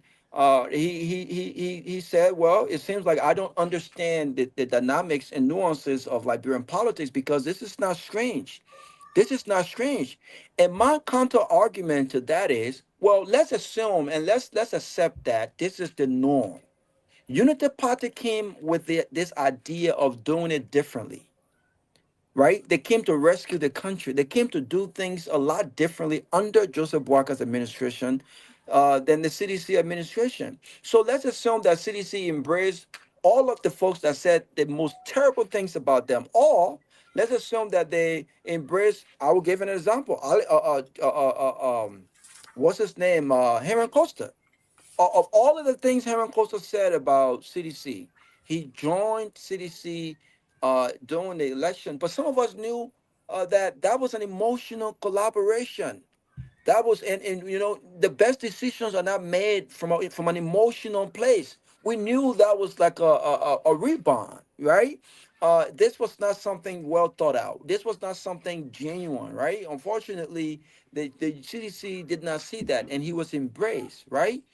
But the fact that we see this happen in Liberia, where people are not necessarily joining political party based on fundamental ideas, based on the right reasons, right? They're joining political parties because of self-interest and greed. Tells you where we are. And so my question is, what changed? If you call this guy a T5, and because he was involved in corruption and all of these different things, what has changed other than the fact that he is now affiliating with your party?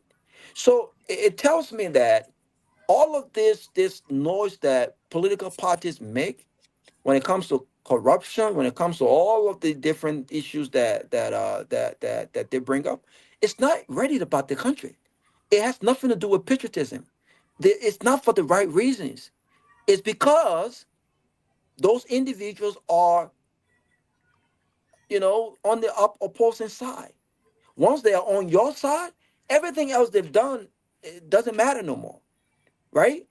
So patriotism is not demonstrated by our character, how we treat each other, how we, the things we put in our country first when it comes to the major issues, the budgets, for instance, right?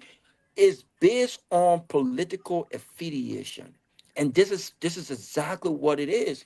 And so if you ask me, is this a good thing for Thomas Fala? I don't think Thomas Fala has a choice. Thomas Fala does not have a choice as to where he goes at this point. I think he's a lost kid out there trying to find love, right? And I mean, what better place to find love outside or better than the ruling party? They have kept his position as deputy speaker. His party CDC have expelled him, and apparently he sees no future in CDC. So where else can he go? This is not about patriotism. This is not about, we our eyes are now open. This is about greed. This is about self benefiting himself. This is the only way Thomas Fala gets to keep his deputy speaker's position, to benefit his own political career. And so this is what it is. But it's unfortunate. It's really, really unfortunate that we see flip-flopping. And I got to admit, this is not just unique to the Unity Party. I mean, look at what just recently happened with we're talking about the former speaker, the campaign spokesman of CDC, Councillor Konya, who has described himself as a centrist, but a centrist who is singing chorus to the president, right? And this is what it is. We do not affiliate politically because we truly believe in the ideas of that political party, but we affiliate politically because we believe for this moment it benefits me, it benefits my family, and it benefits my political career. And so this is what it is. Wow. Listen, Dr. Peabody, look, to see this man dancing, not only is he dancing, but he brought a lot of other friends with him from the CDC and other party. They came as a group. I mean, this man came like a honeybee. The badger came with all his buddies. He said, you know what I mean? He said, I didn't come alone. I came with a team, and they were all dancing. And I said, Liberia is not the place is a funny place. Dr. Peabody, I was looking for you in our group. You missed your flight. Mr. Gayman, you know one thing? I don't care how we disagree. If we're in an organization, I will not go out there and expose the organization, or I will not just leave you like that. I mean, let's talk so the way the Liberian book can say talk so and talk here. I mean, disagree with President Weah, you may not, but President Weah made some of these guys. He made him, that particular man. You see, President Weah made them. They came up. He became a millionaire today because President Weah made him. Okay? And what he did, and think that you're setting a good precedent before the young people or younger generation, it just shows how deceptive some of these guys are. Very deceptive. I mean, you like our man said here today. I know he didn't like our comment, but he said even if you won't be in CDC, he would just sit down quietly, But we saw what Thomas Fala did to Fonati Kofa. Okay, broad daylight. He sat there, led group that removed his own partisan from the speakership. Be careful how you talk, Dr. Peabody. Because he didn't want to be, he didn't want to be audited, and so they all drew that ring around Honorable Kofa and made sure we're removing, but he didn't rest. Now I'm in an organization. If an organization take disciplinary action against me, I will wait until my time and then go back and then express myself. You didn't even wait. You were so hard to leave to go join the other party. Why should UP trust you? Why should the people in the Unity Party even trust you or even give you that you come in, oh, I bring strong men there. These men then got men behind them. They can deliver, they can do things. You know, why should you even trust you? Fofana couldn't even win his own Maserati seat. He had to run to Lofa and use all kind of cash violence and everything to win it. He couldn't stop. He couldn't even win in Maserati. Why he going to go ahead to say he'd make you win somewhere? The thing is, I think he was wrong. It's a bad image for him, and people find it difficult to trust him. They will not find him as a team player. They will not find, because to be a team player, you got to have some difficult time within the team to be a leader. You know, sometimes people will break you, and sometimes people will try to kick you out. But you as the leader, you sort of stay in there, and that's what he could not do. So the kind of people, they are not team players. You can't bring them in, because the moment the breeze blow, they'll run away and jump somewhere else, and that's what we saw him doing over there. That's very deceptive. Sarah, welcome to the show. Thank you, everyone, and hello to everybody. Hello to our followers. Great conversation. I've been following. I was just trying to put Dr. Peabody on his guard to be careful how he talk. Okay, but Sarah, somebody just told me since the CNC may more likely win in 2029. They say. But Seleke, why are you laughing for again? They said T5 finna making a song for CNC coming over. No, you are not even get 0%. He coming over with 10. I heard CNC will get less than 1%. But guess what? If we win, T5 coming with 5 men. Let me just tell you, with 5 women, you will be on his 11th side. You will be dancing with Musa. I will let my brother and Truth in Ink respond to that. Anyway, the winner is they were talking about. No, maybe you're talking to this. Wherever the winner is, I don't see you are talking to I know.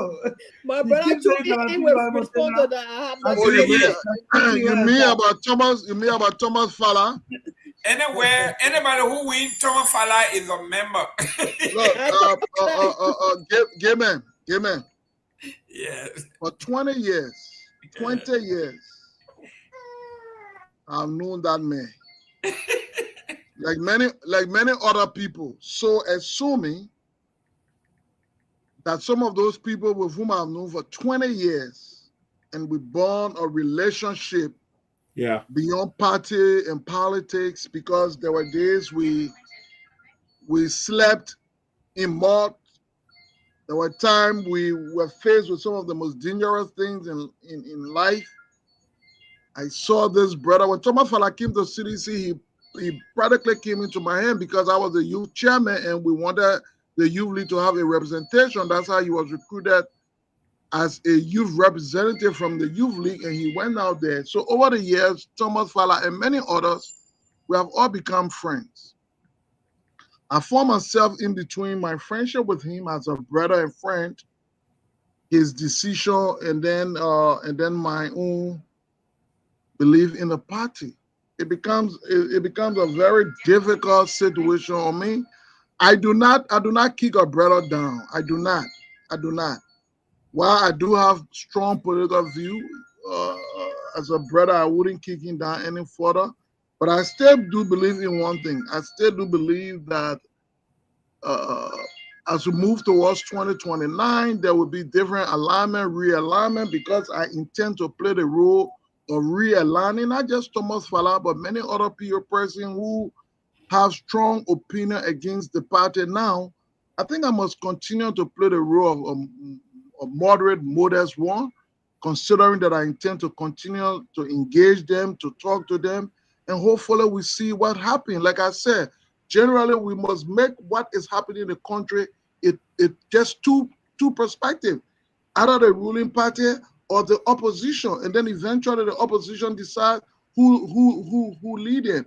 And for me to be effective in doing that, I must share a view, I must take a position that allows me to continue this conversation. Yes, of course, Thomas Fala have gone to UP and he has publicly said he will support Joseph Boakai as president now. We don't know why could Thomas Fala want to support after if Joseph Boakai is not the one being a president. I don't know who I will want. Today, CDC at some point we brought Costa back. We gave him the red carpet. We dancing with Yeke. There could be a possibility that we could say, "Look, let's talk to Fala, let's talk back to Molu, let's talk to Sir Joseph."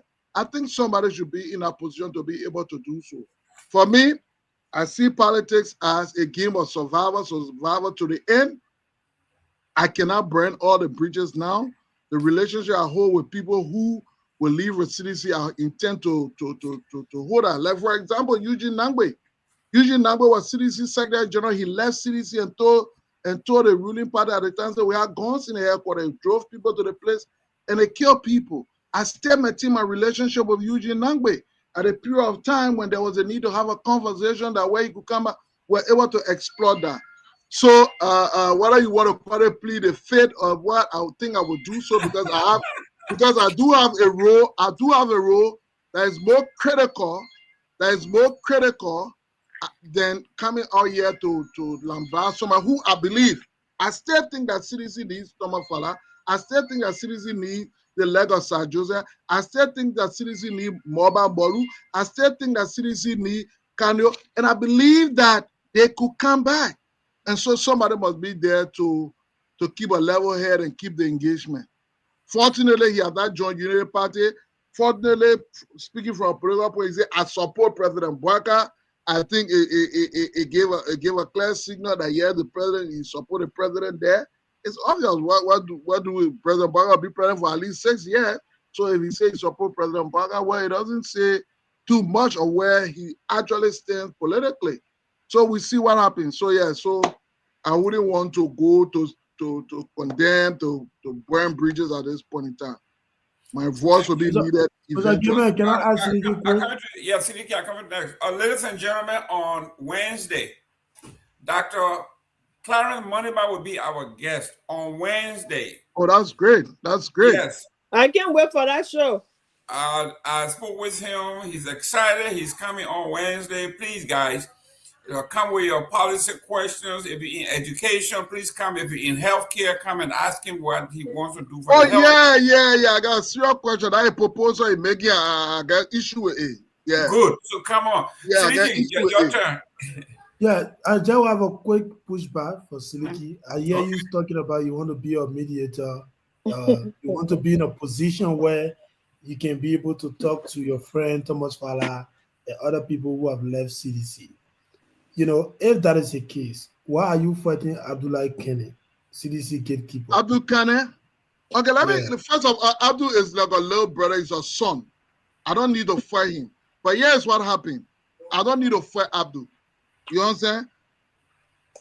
Abdul has the very low, the mentality that because Fala is my friend, so I support Fala's decision.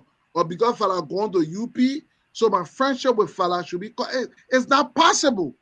You understand what I'm saying? Because, let's say, I will be inconsistent. Like I said, when Eugene left from CDC, Eugene that he worshipped today, I didn't cut relationship with him.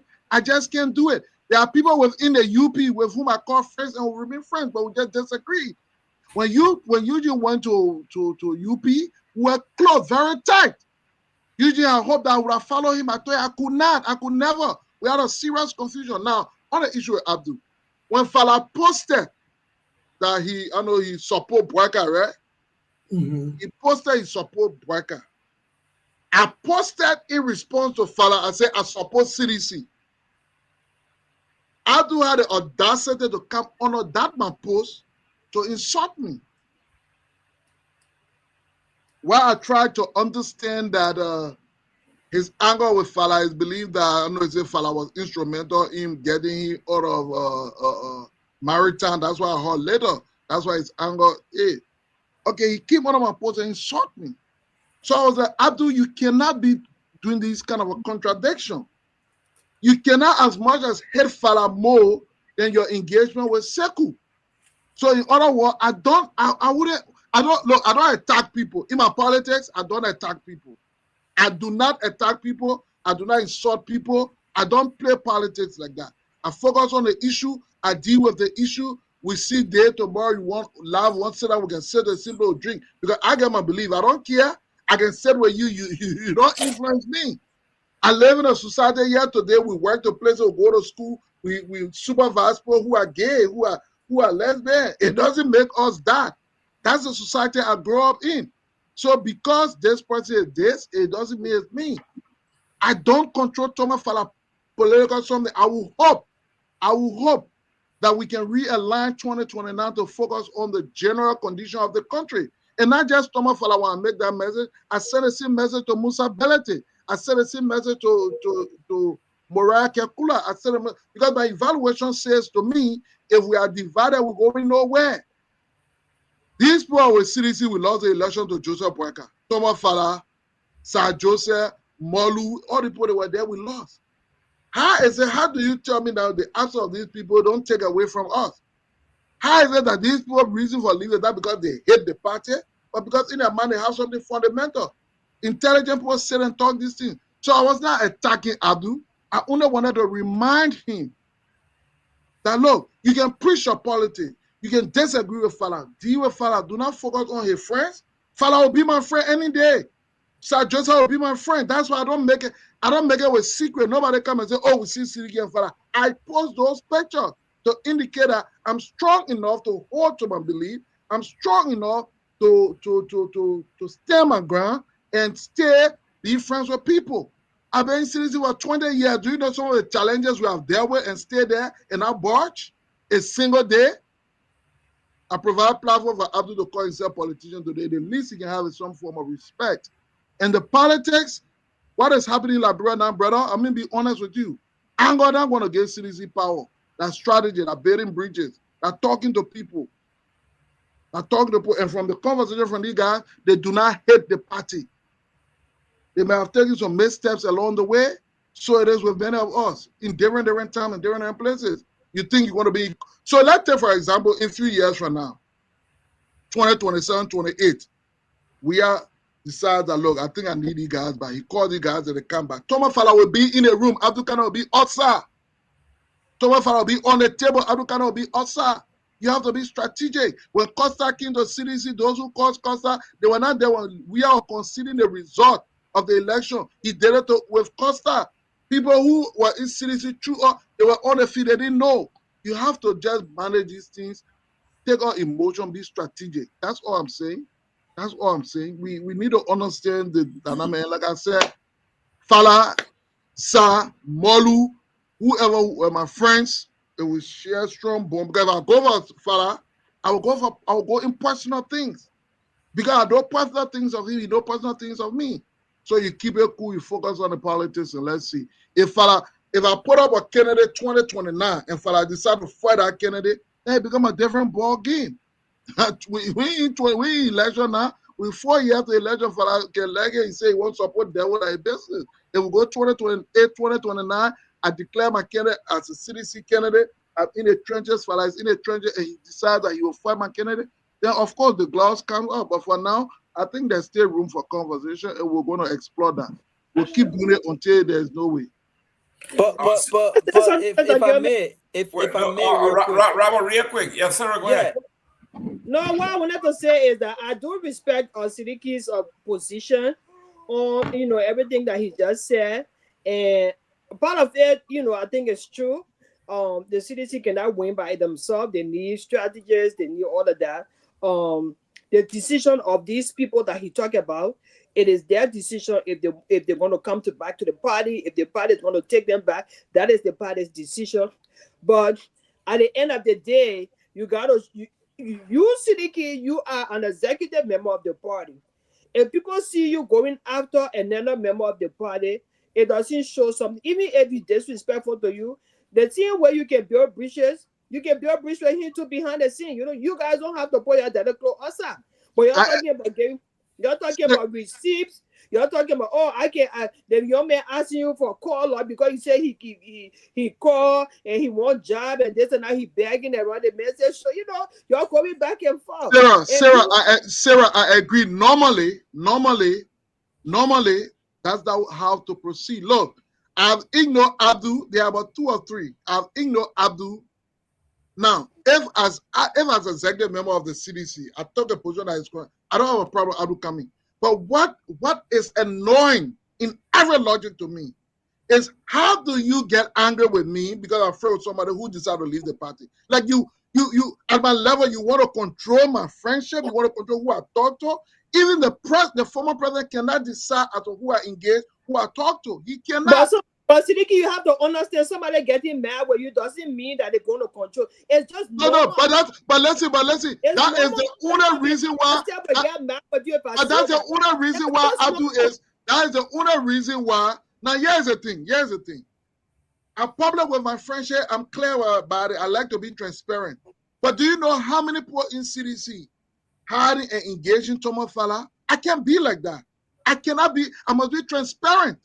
I must be open and clear. Nobody, and that's understandable. So the only thing I'm saying to Abdul, engage me if I did something that undermines CDC interest farm. But do not, you nobody to determine with whom I become friends with. For example, I flew with Madam Salif before. I went with President Thomas Fala, Deputy Speaker. He got no. I was friends with Madam Salif. I flew with her. And do you know what it generated later on? I told Madam Salif, we cannot trust you because XYZ. You have to do this. Today, CDC Video was accredited to Madam Salif's relationship with us. Do you know how it started? I flew with Madam Salif more than 5 different times. She offered me job here, government and I hold a very senior position that most young people look up to. I appreciate the effort. I love to serve my country, but I think I would love to serve my party at this time because it is young. I came back. I went to Ambassador where I told him, I said, look, we cannot make this woman feel uncomfortable with us. Every president wants respect, wants protection. If she think that we own her neck, my brother, we will never win this thing. We have to slow down the temperature, engage her, and make her understand who they want to develop. Ambassador, we have flew her to America in the something from that relationship was built. I'm just telling everybody take it different. Everybody see it differently. There must be some of us who want to make sure we win this thing, and we cannot win it with that approach. I'm not a militant no more. I'm a strategist. I'm a leader. I understand your point. Yes, I'm a leader. I can't respond after that. I can't be versed with people. Thank you. Yeah. Okay. Let me go to. Robert Garguah. Then I go to Victor. So what I just wanted to make this point and say that, in as much as we have highlighted Thomas Fala, I don't want to be. I think I want to be fair and say this is not just unique to Thomas Fala. This is not a Thomas Fala and Unity Party issue.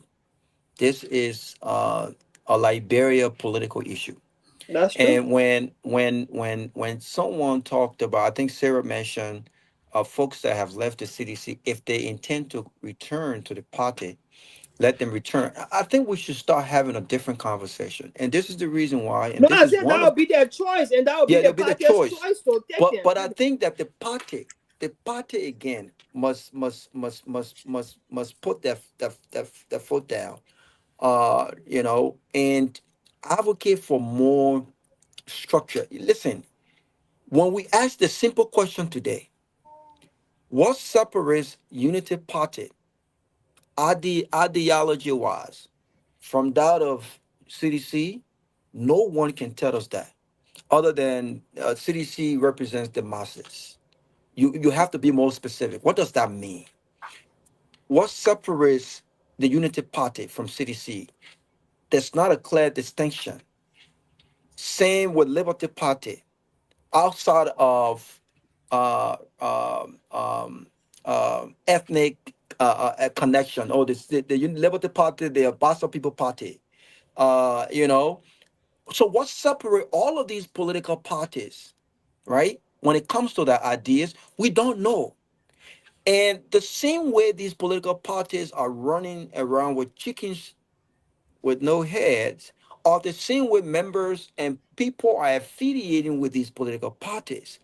They are not doing so because they truly believe deep in themselves that, listen, I can relate to this party based on what this party stands for.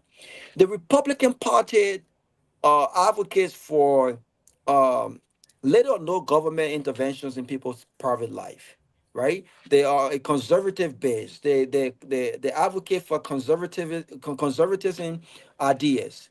You know, the Democratic Party, they're more progressive. They advocate for progressive ideas, right? They believe in big government. The Republican wants small government, more private sector investment, you know, and so forth and so on. We understand what separates these two parties, and it shows, Mr. Jerome, it shows in their debates on Capitol in DC. It shows when the government gets shut down, and they believe in it. This is their conviction. We do not see that in Liberia. And so until our political institution starts to say, wait a minute, people cannot just leave a political party. Listen, there's one thing to have a disagreement with your political leader, right? There's one thing to have disagreements with your political partisans.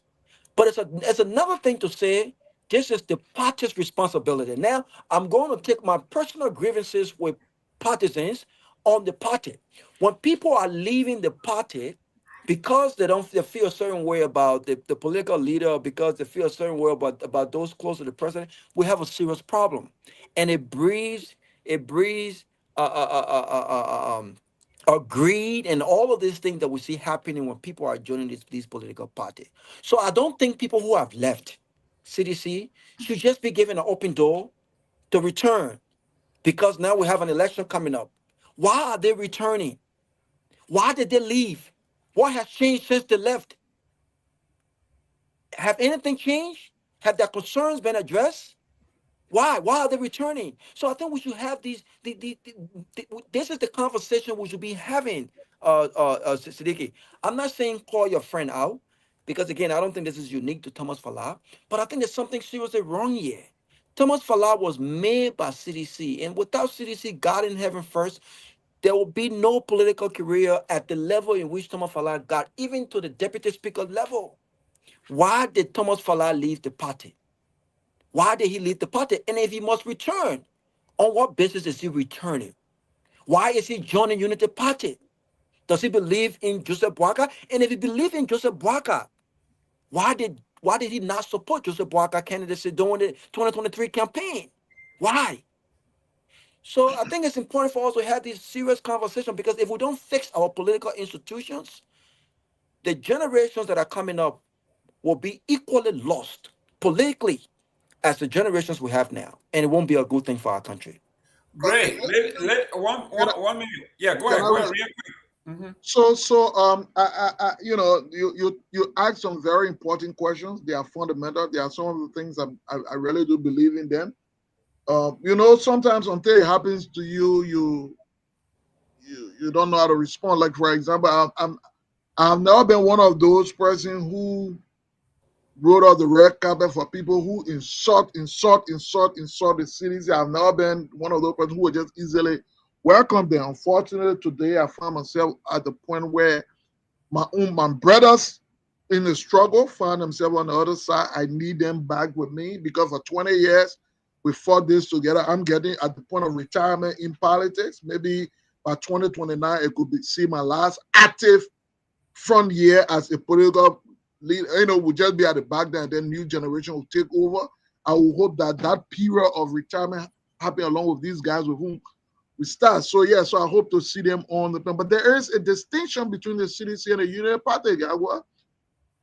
CDC philosophy, idea, and everything is a grassroots party. It's reflected even in our action. Yes, we took state power, we made some mistakes, several mistakes, but some actions we take tell you where we stand in our philosophy, where we stand in our ideology. For example, when CDC says to you, free public university education, it says a lot as to where it stands in its philosophy. It believes that the masses of the people must benefit for the resource directly, compared to perhaps the Union Party, who would rather say, look, let's take 2 persons, send them to Harvard and educate that one person, hopefully it will trickle down. CDC said, no, let it go down. So our policy in terms of education, when it came to making it reflect where we stand when it comes to that, when it comes to us building public houses. So yeah, we may not have effectively articulated those policies. We may not have been able to mold it into a complete concept that gospel that people will live with. But yes, those were the kinds of value we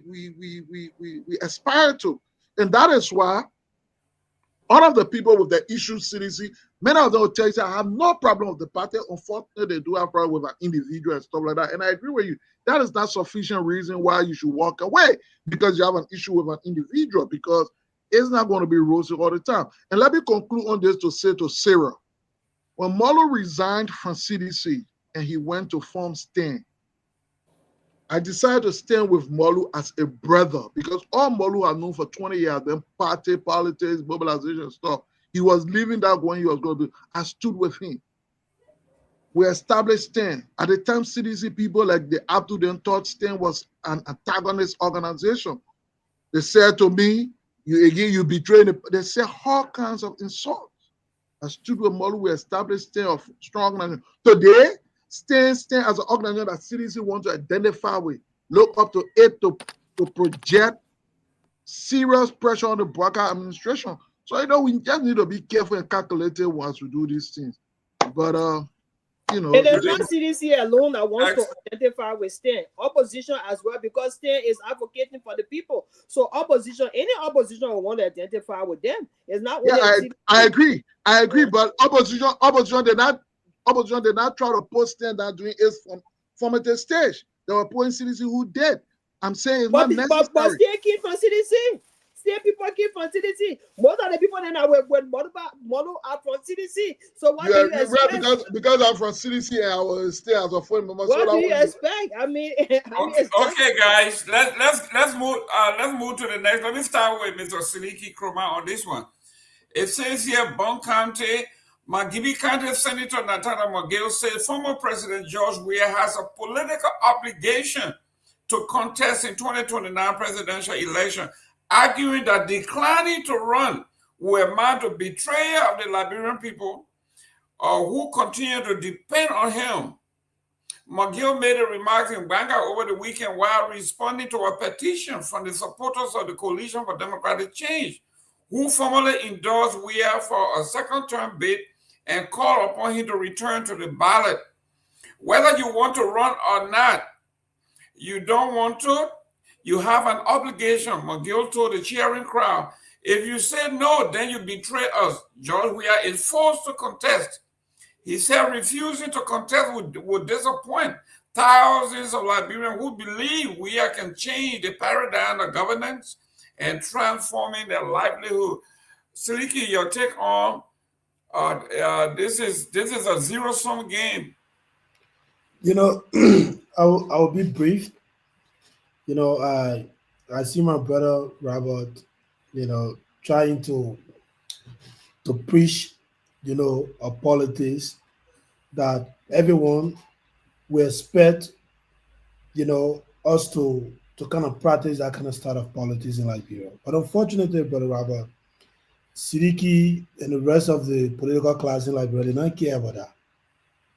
To say, oh, they are looking at, you know, morals, explanation, and all of that. Look, even Sarah, who on the platform today, 2028, Tomo Paranese, they coming by, they will still celebrate low people there. They don't care. In fact, the same people can sit on a platform and say they prefer Koga to be Chowia vice president because Koga is from Nima. Who said that? This should tell you that this is a country we have. And it's very, very unfortunate. You know, for me, I hold nothing against President we are running for 2029, you know. And McGill have all right. I see him the last time on Spoon talking about Musa Belede should go and run for something else, but not the presidency and all that kind of stuff. You know, and they dictate to people as if to say they are the owner of Liberia. That's a serious problem. These are people that have been given an opportunity 6 years to prove to the Liberian people what they can do. 6 good years. About 12 years. You can compare 6 to 12. But all of you guys are the same. You know, the good thing right now McGill and CDC people can do is to rally around a new candidate, like Mr. Cummings, come together and admit to us, tell us, look, it's coming new. It's coming new. Of course, Mr. Cummings has never been in he's very new. And you know that, Mr. Gayman. If I'm going to say Musa Belede, you'll not be asking me a question. Yeah, Musa Belede new. But again, the best they can do right now is to rally around a candidate admit to the shortcoming, that all of us can collaborate and appeal to the Liberian people. Did you say what? Excuse me, you say what? Coming short? You say what shortcoming? What you say? I said CDC should admit to the shortcoming. Okay. I thought you meant coming short. You get what I said, Mr. Gayman. You just want to attack Mr. Cummings. Yeah. But again, that's the best they can do, you know. But at the end of the day, it's up to the Liberian people. Politics in Liberia is not about moral. It's not about standard. It's not even about ideology. And that's what I see my brother Robert trying to do. The political system in the U.S., you know, they get Liberia politics don't get time for that. You come here, you talk about look. Majority of the people who went on UP rally, this going weekend. Today, Monday, most of them they home in the community jobless. They not get job. But you get the executives, most of them now the same Tiliki got my sister Gemma bro attacking me now. So again, I will conclude on the Mr. Gayman. McGill, the rest of the CDC folks, the Seleke, they can, you know, whatever they want to do. But at the end of the day, we, the people, you know, whenever we talk about Cummings, CMC, they can be laughing. But these are people that need to be given the opportunity to prove to the Liberian people the kind of leadership they too can provide for the country. This thing cannot be about CDC and Unity Party. 18 years. Nothing. One problem, Martin Colley wrote an article recently. 18 years, since 2005 till now. 20. CDC and UP, they've not been able to solve one issue in Liberia completely. When you talk about electricity, nothing. They subject our people to this saying called at least. When you talk, say at least. Yeah. Well, Sidiki, let me just say something quickly. You can do this now. I mean, Sarah, you get okay. Yeah. When you talk, say at least. Joseph Baga, he paid to for ya. Or he paid to seminary. At least. These are the issues we subject our people to. By the end of the day, when you tell say no, you can't talk. All are in the opposition. They won't threaten you about future elections. And once you make a decision for Sarah Noma, at least at this time you'll get some advantage. You're in America, you know. But for Liberia, we don't get opportunity to be in America. You know, for you can encourage Liberia to continue. You're not in Liberia. No, but in Africa, the issue is not about me. It's not about me. Just please stick to the issue. Don't speak to me. What are in Liberia or not in Liberia? No, it's very important, Sarah. It's very important. No. It's not about me. Sarah, it's not about people in America. All of us care so much about things being normalized in our country. No, not sedition. Don't disagree with you. Why got on sedition? You see where you can go. No, you see there where you can go. Don't be. You see the way you see why you're okay. I come here, Sidiki. Yeah, okay. But it's not about me, Sidiki. It is not about me. That's what I'm trying to tell you. Can you please tell us, Sidiki, why we should re-elect President Weah? Just tell us one reason. Listen why we should re-elect President Weah? Okay, so let me give you my position on this. I cannot contradict myself. So that's your one reason why we should. I cannot make listen to me. Please answer a question. Okay, answer now. Don't ask me anything. Check your one reason. Say this is why President Weah did, and he deserves re-election. I'll pass. Let it be answer. We can get you plenty of reason. You should tell us why would you elect. I'm listening to you now, Sidiki. Answer the question. Why would you elect Cummings? Joe, we are taller than we are. I'm taller than Cummings. They can tell us, but whole day we are. Okay, guys, listen. 1 minute before you can say, let me make our appeal for. Don't ignore Mr. Nagbe. I'm coming. Let's go to the closing argument. Our fundraiser, guys. We're not doing too well here. We need to do more. I will send some money to Henry, right? To Peabody, right? Yeah, send money to Peabody, guys. Send money to Peabody. No, not to me. You send a closing argument. I'm just the messenger. Yeah. Mr. Comey, wherever you are, we are raising money for the folks in Liberia. For our young folks, Alexander Cummings. Why you not calling Belede too? Call Belede too. Okay, Honorable Belede, please send us some money. Honorable Belede spending a lot of money building bridges and roads. Comey ain't doing nothing. So Comey he got some money. Just donated to no, Seleke said rehabilitation more. He center left recently. Comey because Comey guy, his profile is very beautiful. Why would you like him for that? Listen, guys, we need money. The man Cash of people app. Yeah, guy, we by the 20th, we want to send some money. Thank you, Dad. Thank you. There you go. That's what I That wanted fund is to going. We That are fund is trying going to to the raise guys in $500, Liberia. at least $500 a week. So we gotta raise $500 this week and $500 next week. yeah, we want to help the guys in Liberia. Like 4-year bills here. So $20, $30, $1,500. Listen, guys, I'm raising money here. This is not a CDC show. It's not an ANC show. This is a TCA show. We need money for our young folks in Liberia. Put some smile on their faces. We want to thank all those that have sent some money. We want to say, Sarah, thank you. Where Ganganu? We got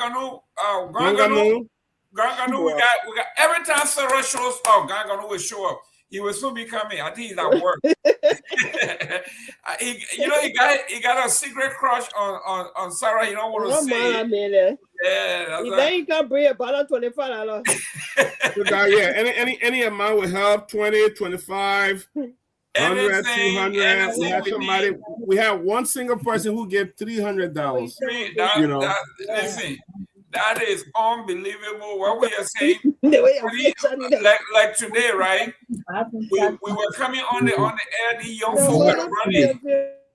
They were at the airport covering the president's departure, and they had to run from way at the airport to come back to town to make sure that this show was on. And they were speeding coming. I told them, you got to slow down because they want to make the show.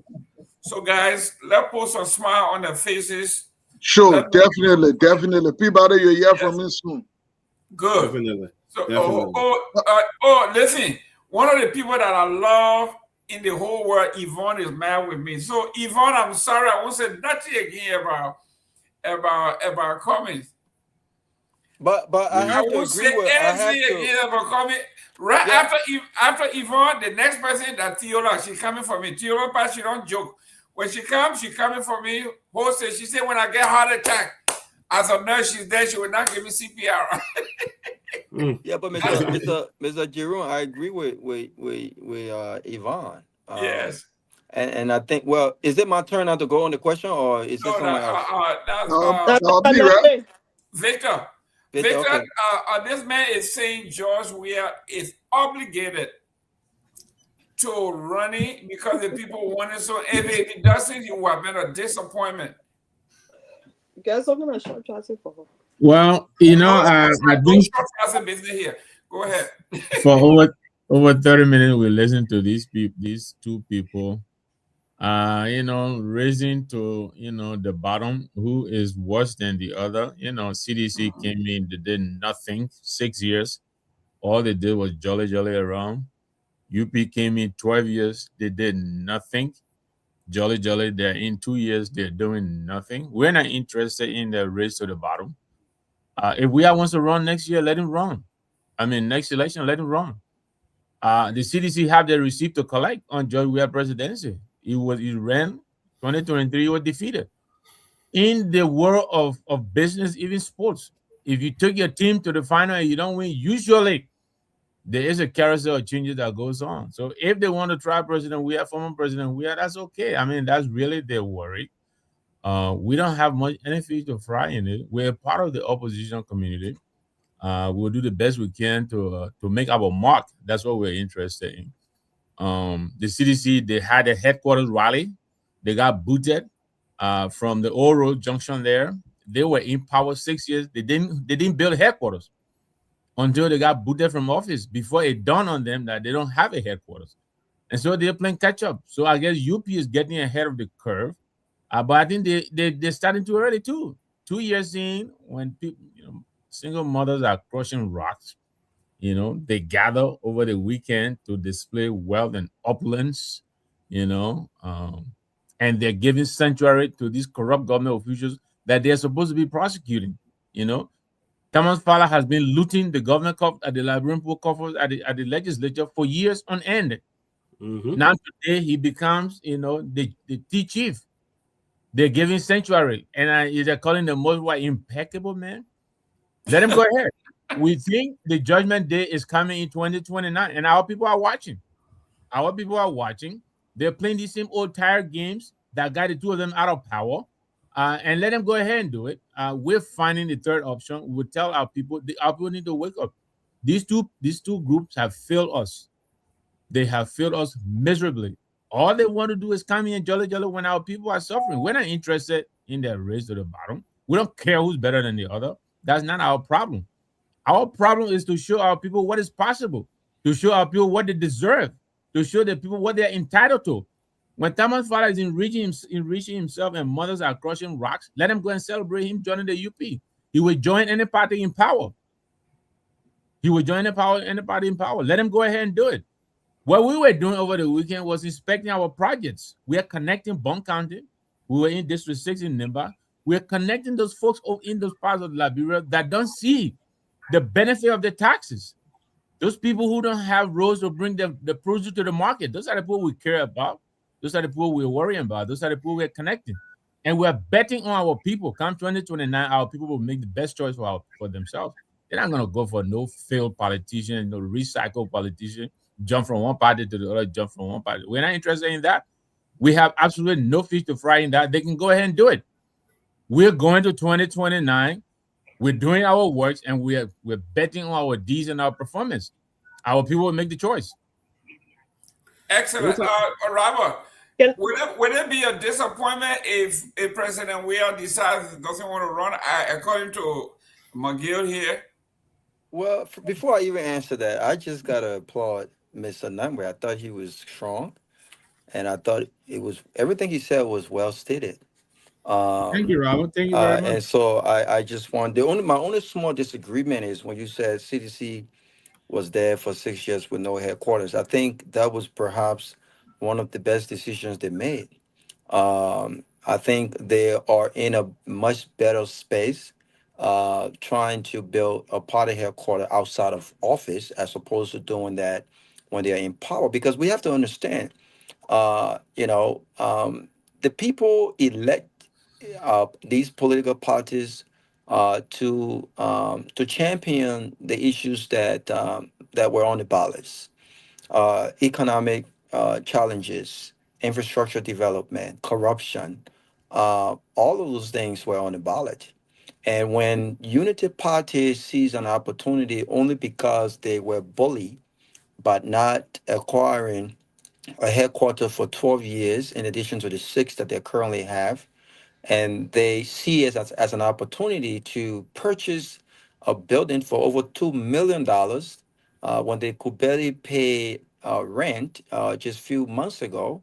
I think it's going to be on the ballot come 2029. I think it's going to hurt them significantly. And so I'm glad that Unity Party, CDC did not make that mistake. With regards to the question, I think that Miguel is ahead of himself, and I think again it speaks to the fact that we do not have, nor do we encourage true political institutions or true political practices. Miguel is saying that if George Weah does not run, that it will be a betrayal. A betrayal to who? A betrayal to who? This is a political institution. I think Miguel should be talking about the party going to a primary and encouraging other brains within the party to contest for the nominee to become the next Senate bearer of the CDC come 2029. You see, if I'm a part of a political party, these are things that I want to be hearing. And in as much as my brother Seleke will say, well, this is not the reality when it comes to Liberian politics, does not mean that it should be accepted as the norm. When you talk about morals, ideas are not the standard of Liberian politics, and you look at where we are, politicians after politicians, political parties after political parties, the recircling of political parties and leaders, and where we are when it comes to all of the issues that matter, the lack of quality healthcare, the lack of quality education, the lack of rural infrastructure, the lack of a thriving private sector, the lack of true leadership, massive corruption. These are the results of what we have accepted as norms.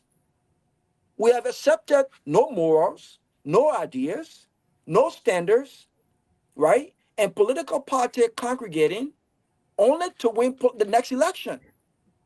And when you have those things as the norm, even though they've been the norm, does not make it right. We need true institutions that stand on morals. Because the way political parties and political institutions are ran, when they are elected, it will reflect in how they run the country. If you have people running political clubs, if you have people running girls and boys clubs, rather than political institutions, when you elect them, you will have a government that is functioning on girls and boys club basis. You will have a government that people are rewarded political positions, not based on merits, not based on results, but based on proximity to the president or the leader. We have got to change that, Seleke. This is the basis of my argument, that we cannot continue to accept these so-called practices as norms. We need political institutions that embrace morals. We need political institutions that are functioning on the basis of true institutions, right? And so, no, if former President George Weah does not feel the conviction to contest come 2029, if former President George Weah does not think he's up to the task to do the people's work and to do better than he did for 6 years, if George Weah does not feel the obligation and conviction that he has the strength to carry out the task, then George Weah should be honest. I think that's patriotism. I think that's character. I think that's leadership. When a leader feels like, even though there's a possibility that I can be elected, but I don't think I have it within me to carry out this task, so I'm gonna stay out of this one. That's true character. So no, there will be no betrayer. And when we talk about patriotism, George Weah patriotism is not only to the CDC. George Weah loyalty is not only to CDC. His loyalty and patriotism is to Liberia first.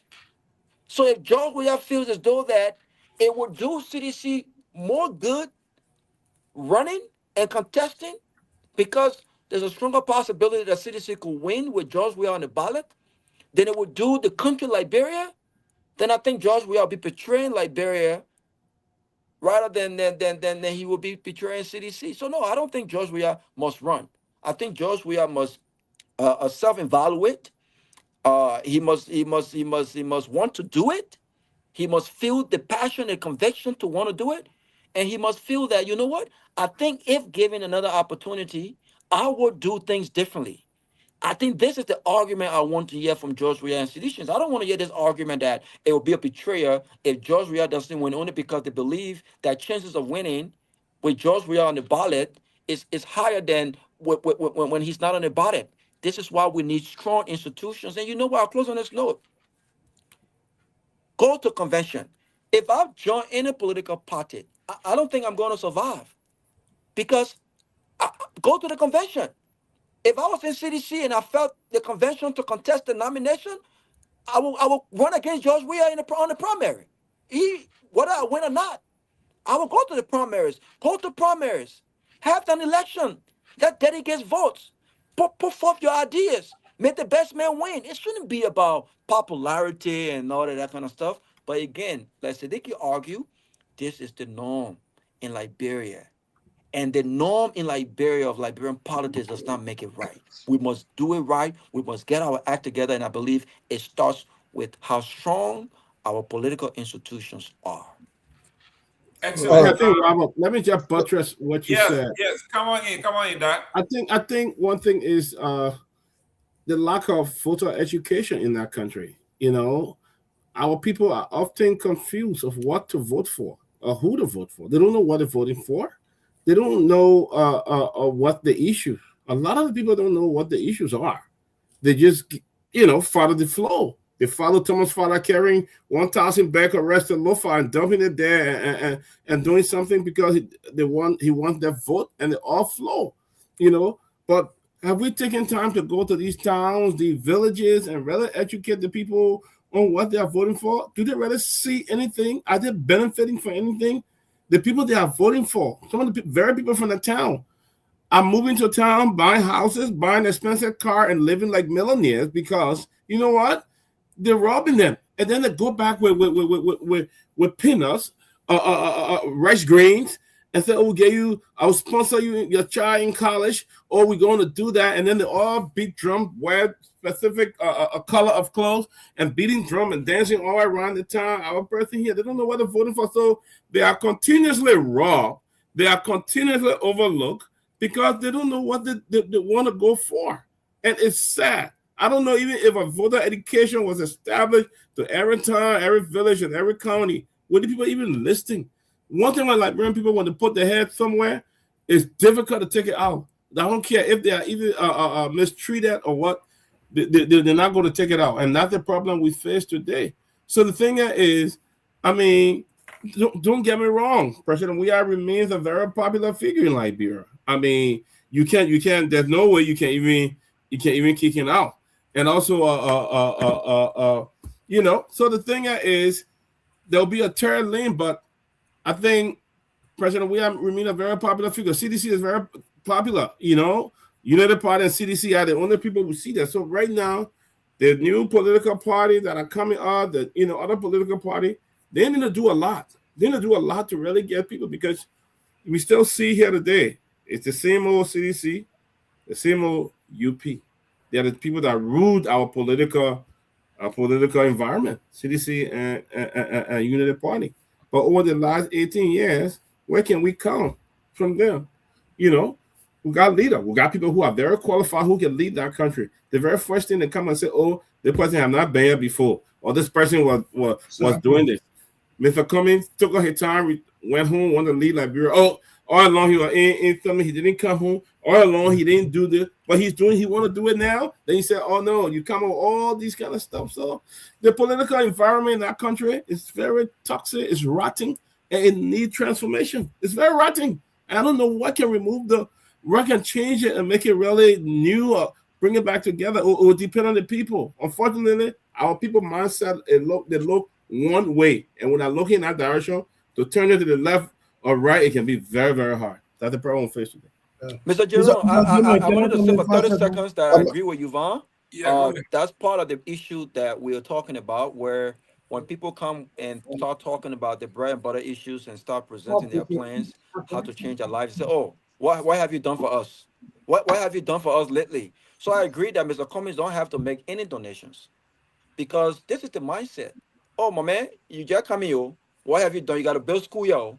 You got to build the other school, yo." But the people that been there all these years, how many schools have they built? Nothing. What have they contributed to advance education, the quality of education in their district? What have they done? So Liberian politics is always about the expectation is higher on people who are aspiring to run and to act true change makers, as opposed to those who have been given multiple opportunities to really impact lives and change the trajectory of our country. So no, I'm not going to Liberia to run. I'm never going to win. This is the reason why I want to be rich. Because my life would not depend on, my lifestyle cannot depend on government, right? Because I am not going to be bullied into spending thousands of dollars of my retirement, my children's education, to building all of the schools before you can elect me. And then the only thing on my mind at this point is, well, I need to recoup my money. I spent so much money in trying to win an election, rather than winning votes based on my ideas and what I've done over in my career and whatnot, than doing something. So no, I don't think we have to go spend thousands of dollars, do something to get elected. This is not how it works. This is not how it works. We should go for people who are resource oriented, and those results should be vetted through their own careers. What have they done? What have they worked? What kind of impact have they made there? I think that's how you win an election. But this whole idea that you must have money, yes, elections require money. But companies don't have to make donations to all of the organizations, feed all of the orphanages, build all of the bridges before he's elected. Either he is qualified to get the job done, or he's not qualified to get the job done. I think this is the basis. But Raul, that's not a country that's based on merits. It's not a country. Then we got long way to go about it, because you're continuing electing criminals over the good people. Let me come in. I'm coming to him. Seleke, go ahead. You say you will not chance. Go ahead. Yeah. So here is the thing, though, and what is so unfortunate about this, Brother Robert, is that they're not doing it across the board. They're not saying that president we have Bill School, that president Parker Bill School, and Kumi's Bill School. They're not doing that. They hold certain individuals to certain standard, and if you dare try to bow down to the bullies and do what they want you to do, they eat your money and vote against you. Yeah. And they start again to start provoking you. And this is the wickedness. And so, but you know, I heard Mr. Peabody talking about voter education. The possibility of Liberians doing things differently is almost like impossible. Voter education is not even enough. No, you go to some of the towns and villages, you talk to the people, you make it simple to them and say, look, this is the issue. As soon as you move, you leave from there, you get the money to look at all one. Don't see what like it will eat. And to some extent, you don't blame them because you know what? They hear all the different things you already spoken about. Different people have gone there before to talk about these same things. And when they left, they didn't come back. So it's like, that mind is already made up. That when you come, they will take it from you and they are willing to live with the 6 years consequences. So that's the country we have. And that's why you see today, people are sneaky and say, well, they can tell you why we should re-elect CDC. But oh no, President. I can tell you plenty. I can tell you plenty. Don't say I can't tell you why. This is a problem. I can explain a lot to you. It's a problem and a feature of our country. Look, see the people say we predating to be future president. It's a big problem for the future of Liberia. To be frank. Jerome, I was gonna ask you 5 seconds, but I want you to give. I won't give my 5 seconds to Sarah. I want her to tell us why she thinks we should re-elect the CDC. Why you picking on Sarah? Sarah, go nah, tell because her. she said CDC should tell. She should give her the chance. She'll tell us many reasons. So I want her to give us. Okay, let me just tell you some of the reasons. Maybe not all, but some of the reasons why we should re-elect CDC. First of all, CDC will be going against Unity Party that have been in power for 12 years. And if you can just tell some of the things they have done as compared to CDC 6 years, then you know. But CDC, for the 6 years, I'm not going to sit here and tell you say the government was perfect. No, the government was not perfect. But they did make some significant gains. They did make some significant gains. And even if you elect Mr. Kromah here today, Mr. Kromah is not going to solve Liberia's problem in 6 years. He's not going to do it. Okay. So CDC, no, give me chance.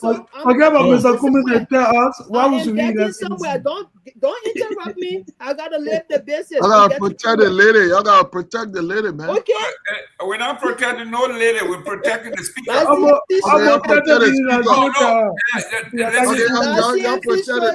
we gotta protect the speaker. Go ahead, speaker. You speaking. CDC did a lot with education. CDC collaborated with a lot of partners to build a lot of schools for our kids. CDC did a free tuition program. Even though United Party said it was not effective, but they did do that. And when they came back to power, they're not able to do that. They're not even able to continue what CDC did. CDC did a lot in infrastructure. A lot. CDC they didn't do a lot in infrastructure. Y'all sitting here, all of y'all can see. Dana, I'm not giving a fairy tale here. CDC did a lot on infrastructure. The problem CDC had was when it comes to, because our personally said that the judiciary was a little weak. That was my view.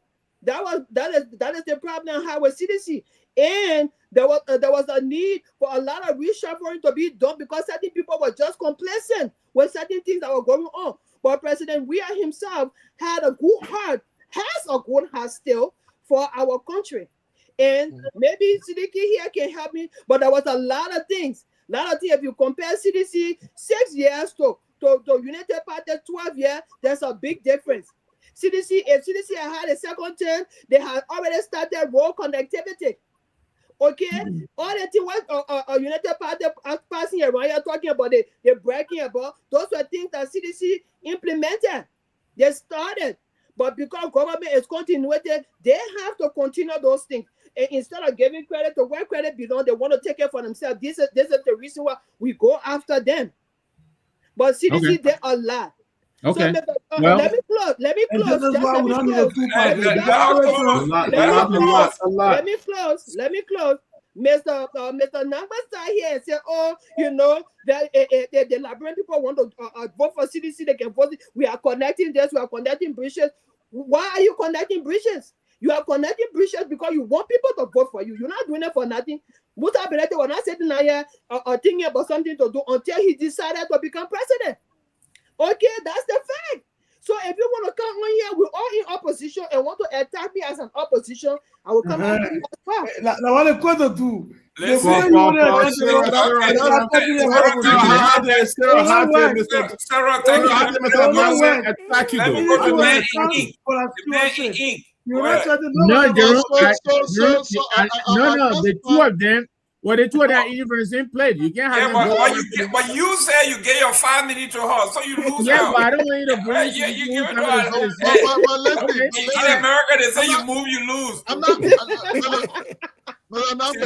Mr. Nagbe, I'm not going to allow CMC, ANC to drag me into saying, why do I think citizens should secure the presidency? And my best advice to you is do not focus on what CDC did not do, nor should you focus on what UP is doing. Focus on what you are going to do, what's new. That should be the strength of the argument. That should be what you should advance. That's one. Two, this approach of the opposition thinking that they are fighting for one spot and not making this election as a referendum on the Broadcast administration, but on the capacity of each member of the opposition, you all should just wear your inauguration suit to go put Bwaga back in office because the pattern is there.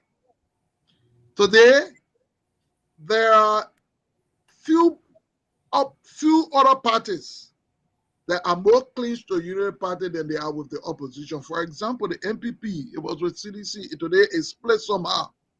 They acting like they're in the middle, but its chairman works in the office of the vice president. That's a potential influence that MPP could one day go to Bwaka. The LPDBP, they left the code with Bwaka. So in all, what we have now happen to be CMC, ANC, and a few other parties around. That is why I have proposed, and I'll come back to your first question, that we must not make 2029 about an individual, person, or party. We should not.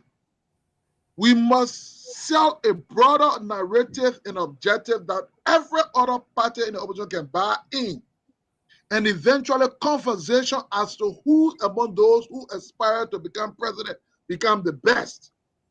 If you don't do that, like I said, somebody could oppose Bwaka being president, yet they may not necessarily mean that they want Weah to be president, or they may not necessarily mean that they want Cummings to be president. And in that inability to decide as to who, Bwaka could consolidate. So I think that is the wrong approach. And so in response to your question about the Mague's comment, Maguey is a smart politician. He has proven that. He served as chairman of CDC who won election. He was unsanctioned. He won his seat in Magibi with a very huge vote. So politically, he has proven to be smart. And so I would think when he made such a statement, I do not know the context in which he made it, so I cannot outright condemn it or something. I think he spoke figuratively. I don't know the context. However, my general view on the issue about Weah's return to the presidency in the announcement. I indicated the other day that I think looking at things today on hindsight, I think it was a little premature or early on the part of Eugene or perhaps the CDC to have announced a real return 1 year in Bwaka's administration. I would think we should have given Weah the opportunity to go take a seat, reflect, grow, build different connections, different something, sit back, view the process, develop new relationship, new work network, continue to engage different opposition actors, international center, and maybe a FIFA role build that's something. And perhaps around 2027, 2028, or 2027, come back after numerous consultations and then announced. Why? From the day Weah was announced that he's coming back, the Bouaga government left from fulfilling a campaign promises to focus on preventing Weah from coming back. It weaponized the entire fight on corruption, targeting everybody. I would think they might use it. By the time they saw that, they said, well, then Kofa will provide a springboard for a Weah return. They started fighting him. They were end up going beyond every person beyond Weah on the issue of corruption. So I think strategically, if we are waited, the UP government were going to become complacent. They're only acting up now, not because they want to deliver or because they think Weah is coming back. And it was far on apart. And with regard to Maggie's statement, I think that's not a fair statement to George Weah. So I don't know the context Maggie made it in, but I think Weah should be able to make that decision free without any cohesion, without any pressure. He should make it out of the belief that he wants to do something new. As Robert Redder said, he can come back and deliver and stuff like that. And after reflecting, healing the wounds, and then he come back. What that would have done, it would have allowed CDC to build a party into an institution. Minus a Weah populist star power. Can this party be built in a way that when you build it so significantly, when we are out of it, just make it easier, as opposed to now, you just depend on, okay, we are at started, so that we are just come. You haven't corrected wrongs. You haven't built your institutions everywhere. You haven't reconciled your base. You haven't engaged other political actors. Okay, Musa, you say you want to be president. To what extent you want to go with this? How can we reconcile? Mr. Cummings, you've been around, we've been talking these things. What is plan? To what can you tell? So these kind of a different backdoor channel conversation extensively with respect. But if you start up the thing in common say, we have a come, we are be. If we ain't come in on it, then you tell ability who is now spending his money. We are tomorrow, we are. How do you now go to engage them and say, look, silence your ambition. Don't spare your don't. So I think sometimes we gotta be strategic. And I think what CDC needs to do right now, more than even whether we are come back in the next 1 year, because since the election, there's a new 2-3 years to build its party, build the institution, strengthen its base, build serious, respectable coalition and partnership with the opposition community, so that they see the cause of 2039 as a cause of the opposition, not as a cause of the individual party. For me, that is my approach on this matter, because I really do believe that while the incumbency will become a factor on the UP, but it also comes with its own advantages. They will have money to their ability. President Bouaga would have named a new National Elections Commission by the time we get in the 4th or 5th year. Obviously, he would need more than 2 or 3 more Supreme Court justices.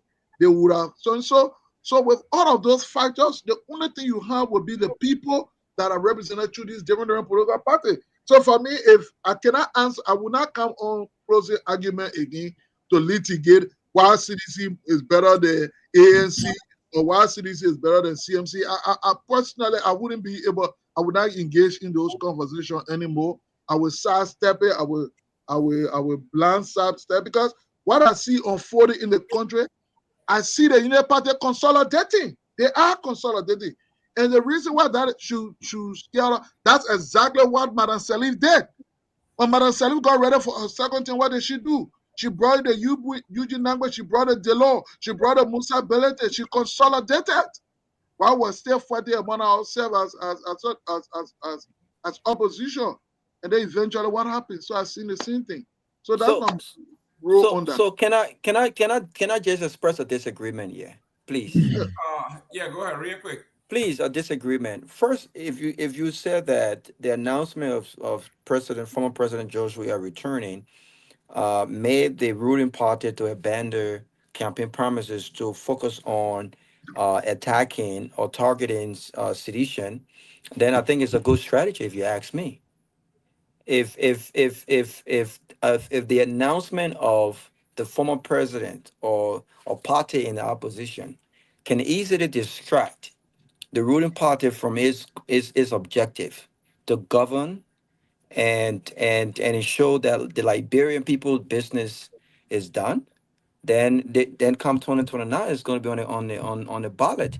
Remember, the invasion of CDC from its headquarters led them to ultimately getting a land and starting construction of its own headquarters.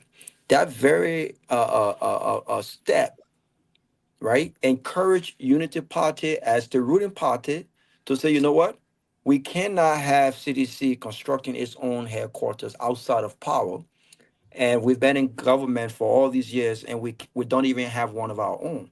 They've used 2 point something million to acquire its own headquarters. This is going to be on the ballot. Where did they get that money from? We knew they could not afford rent, so all of a sudden, how can they afford to acquire a building that costs 2 point something million? So if any announcement that has to do with CDC or any other opposition party can easily distract the ruling party. Remember, we are not even in campaign years. The Unity Party has a specific task right now. They've been given a mandate, and that mandate is to do the Liberian people work. And the Liberian people also consist of seditionists. They are not campaigning against seditions. They are not campaigning against CMCs. They are not campaigning against ANCs. They are not. They are governing. And so, if they are easily distracted to go back to political strategies, thinking about a campaign that is all the way in 2029, is going to affect them. One last correction I want to make, CDC. This whole referendum on the incumbent from the opposition perspective that you are suggesting should handicap Mr. Nagbe or Jerome or anyone else from other political party with different ideas, right? To focus on a referendum on the incumbent. I think it's dangerous, and it breeds some of the same things that we just talked about when it comes to the lack of true political institutions. There is nothing wrong with a fierce and honest debate about who has the right character, who is the right leader, who has the vision at this moment in time of Liberia history to really change the trajectory of our country. And I think Musa Ability should be able to make that argument effectively without necessarily without this whole idea of this opposition infight.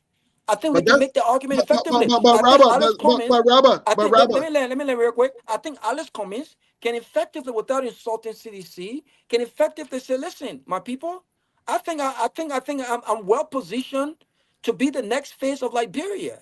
I think CDC have gotten its opportunity." And he can effectively say, listen, I don't think they were good in this area, they were good in that area, while also making an argument that I don't think Unity Party, even with the 12 years in addition to 6 years they've been given, I don't think they deserve another 6 years. I don't think this hurt the opposition to say, you know what, we have all of the different political parties, we have these political candidates who have their own vision for the country. The Democratic Party went through one of the most fierce primary in the history of Liberia, in the history of this country. They were still able to consolidate to the point where Barack Obama named Hillary Clinton as his Secretary of State. So no, I think this helps our politics. When all of the different opposition can say, you know what, we don't necessarily have to collaborate to have an election be a referendum on the incumbent. We should elaborate to let the Liberian people know who is best fit to become the next president. So, And but then if Robert, there's a decision made, then the decision is made.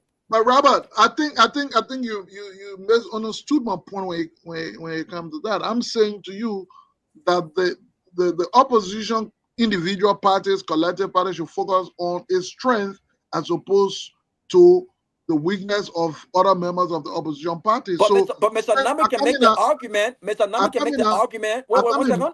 Mr. Number can still make the argument that I think we've done more. If Liberia issue is real connectivity, and both parties have been given the opportunity to connect Liberia for all these years and has not been done, well, CMC is doing it outside of power. So, Mr. Cummins can make the argument when you ask Sarah a question, no. But when you ask Sarah a question, that if when you ask Liberia's Sarah, problem is the economy, then I think I'm best positioned to be that face of the economy. Okay, okay, so Robert, let him come in. Go ahead. Yeah, so I don't think it adds to your advantage if you have the platform and the Liberian people listening to you to ask Sarah or me, why should we allow CDC to come back, as opposed to saying, why should you give, as opposed to saying, give Comey a chance because Comey is able to do this. You rather want to focus on why CDC should not come back? Is that what you rather want to do? Focus on, Bravo, focus on what new you bring in the political space or which people should gravitate to you. So the time you're taking to ask Sarah, why should we give you a chance to come back? Say, why should they give you the opportunity to be there? Sell that consistently. Okay. Look, when you make that message a consistent message of who you are, what you bring on the table, what you can do, it becomes obvious to perhaps a listener, to your audience, that, well, what you say you can do is what somebody else can do. Ahmed, we will say that. We will say where we are, and we'll always say, we'll also say, no, you've been talking. The reason why that is important, Robert, is eventually we will get to a point where, well, maybe one party may be able to do it to win it on the first ballot, but at least the party have shown that eventually we all go through some form of either legal or agreed coalition to win the elections. So you want to be careful what you say and how you say it. It happened between Commies and Unity Party and all that kind of stuff. Eventually, Comey was forced to step up.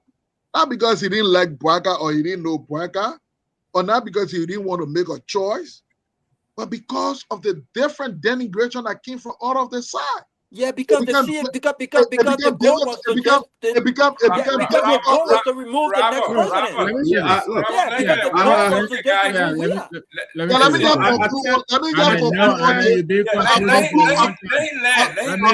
conclude on this thing, bro. I just want to conclude on it to say, I think from the day we announced 1 year in Bouaka, 3 months in Bouaka, that George Weah will come back. Everybody knew the potential and the strength of Weah.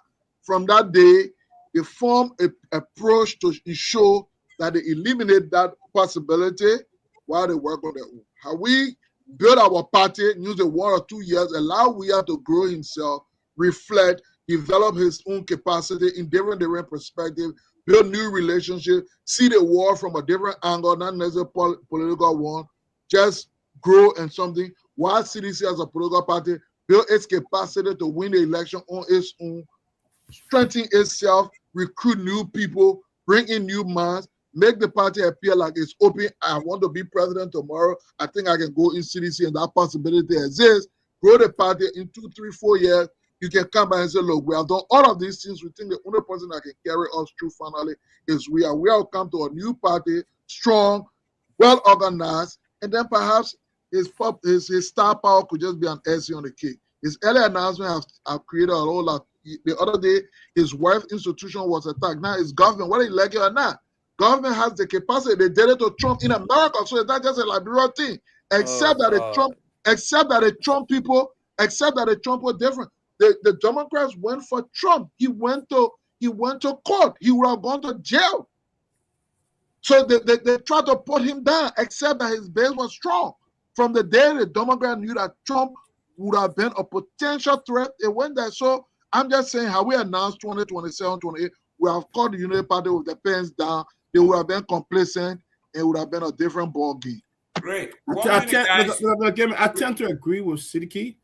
This time is no time to be talking about who's coming back and who won again. I think that this should be the transformative period, where they should be coming together, putting the party. Because what we see now, the transition that's taking place, Unity Party is hauling a lot of people in for jobs. You saw the other Chica like Kanu Bala, you know, they all jumping all over the place, and other people now they're jumping all over the place. So I think this time should be restructuring. How can we rebuild our party? How can we put our party together? How can we change our message? Or even how can we bring about reconciliation, reaching out to other people who have left the party and try to bring them back and see, you know, those who can come back. Some are going for a job. If they don't get a job, they'll come right back to the party and stuff like that. You know, but I think it should be time now of rebuilding the party and stuff like that. I think I tend to agree with it.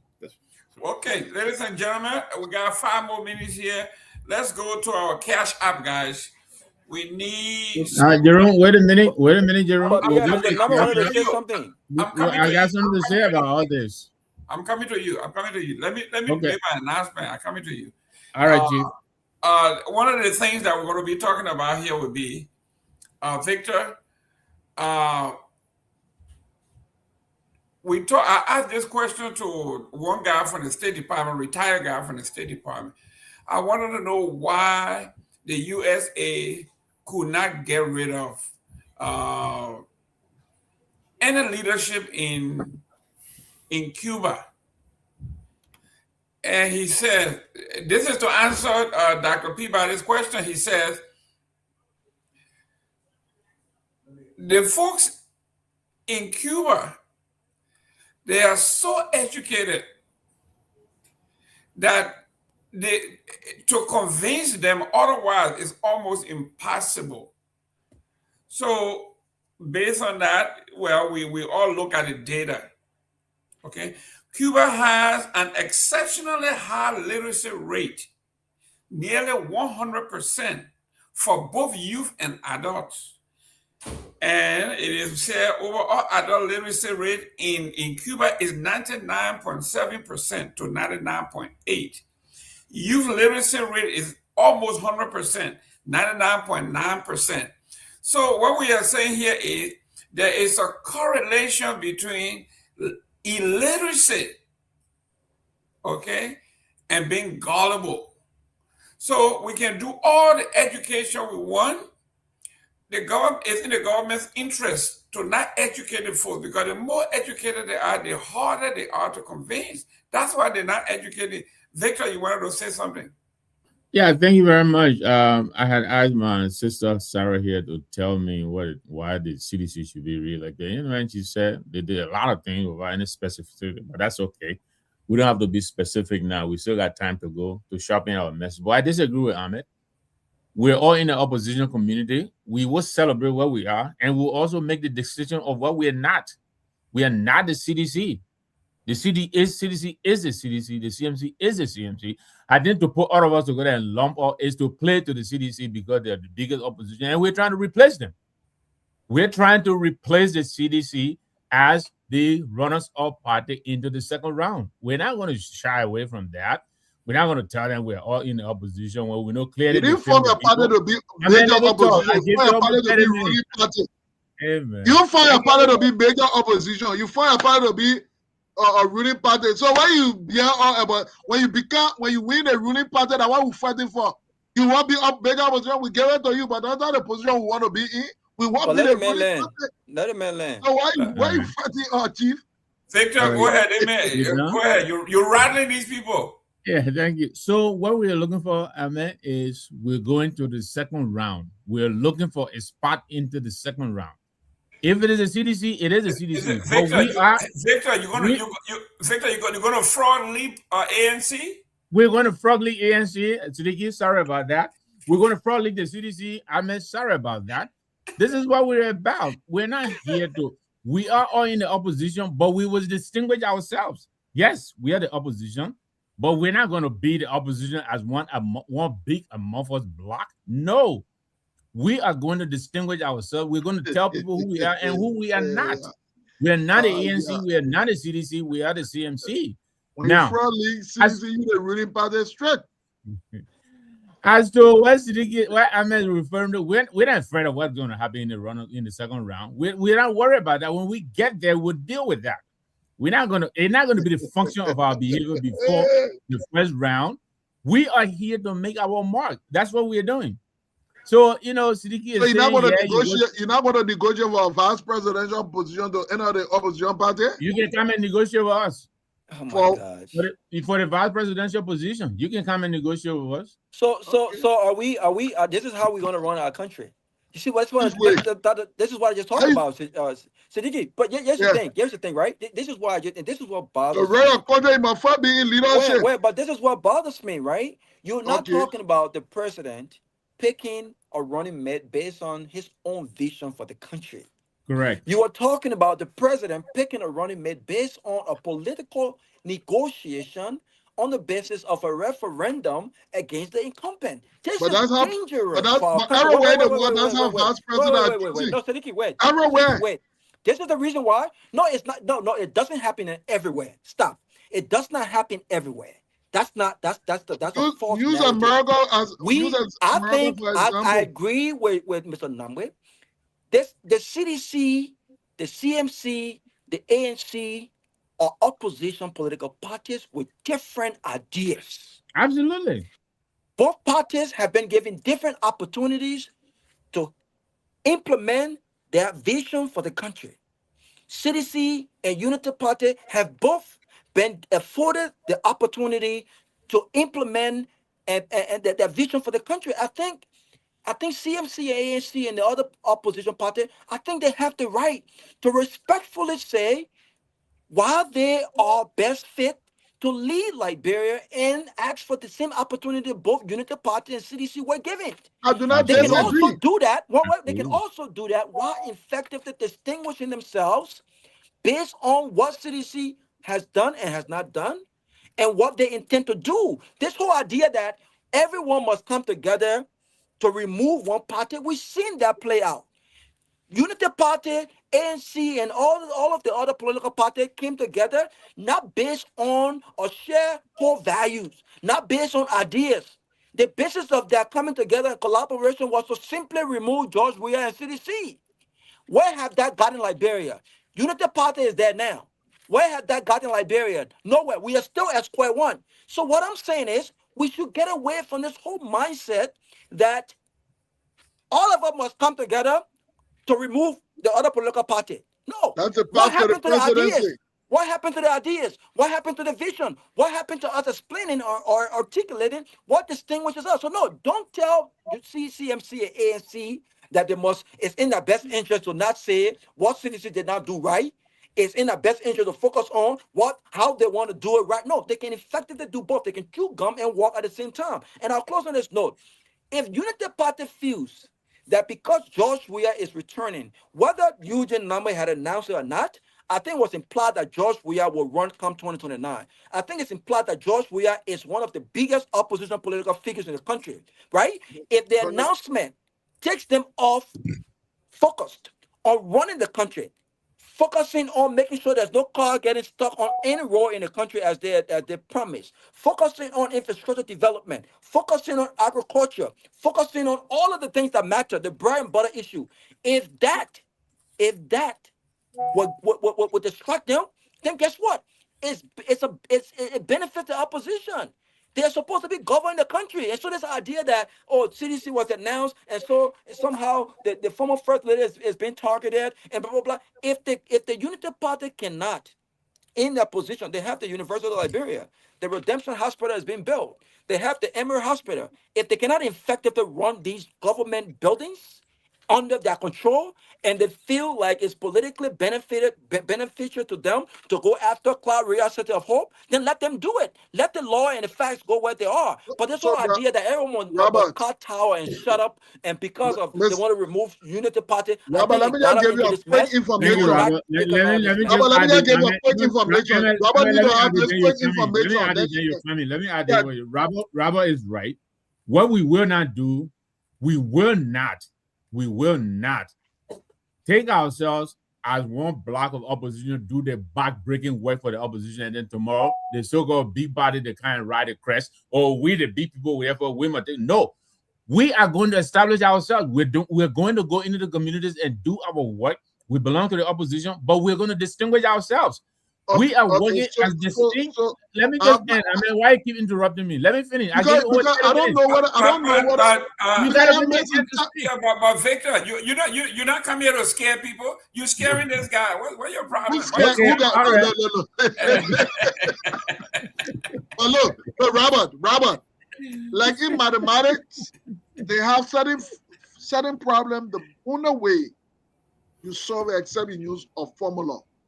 No matter how smart you are, you must use that formula to set the basis to solve that mathematical problem.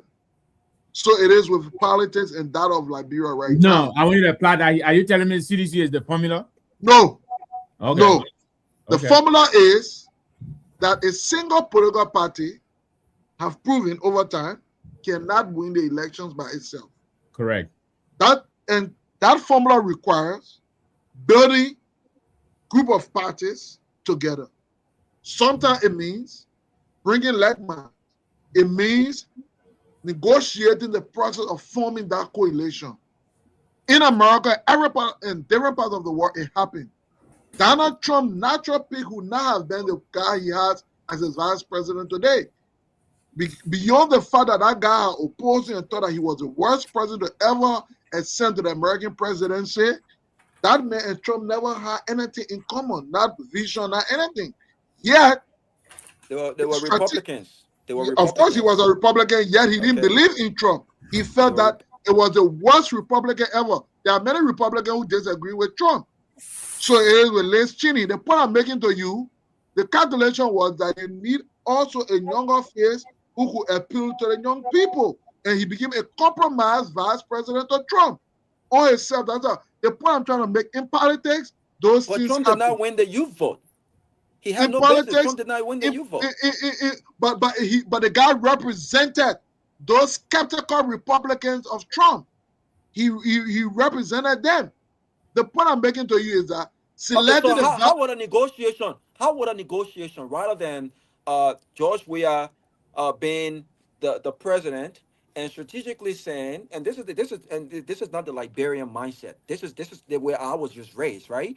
How about how would a negotiation or political negotiation say, my man, okay, for CMC not to run or for ANC not to run, we will give Cummings the VP slot and we'll give CMC the foreign minister position or whatever position. How does that get Liberia out of the mess that Liberia is in right now with regards to true leadership, corruption, and all of the issues that we have? How does that solve the problem? Because doing that might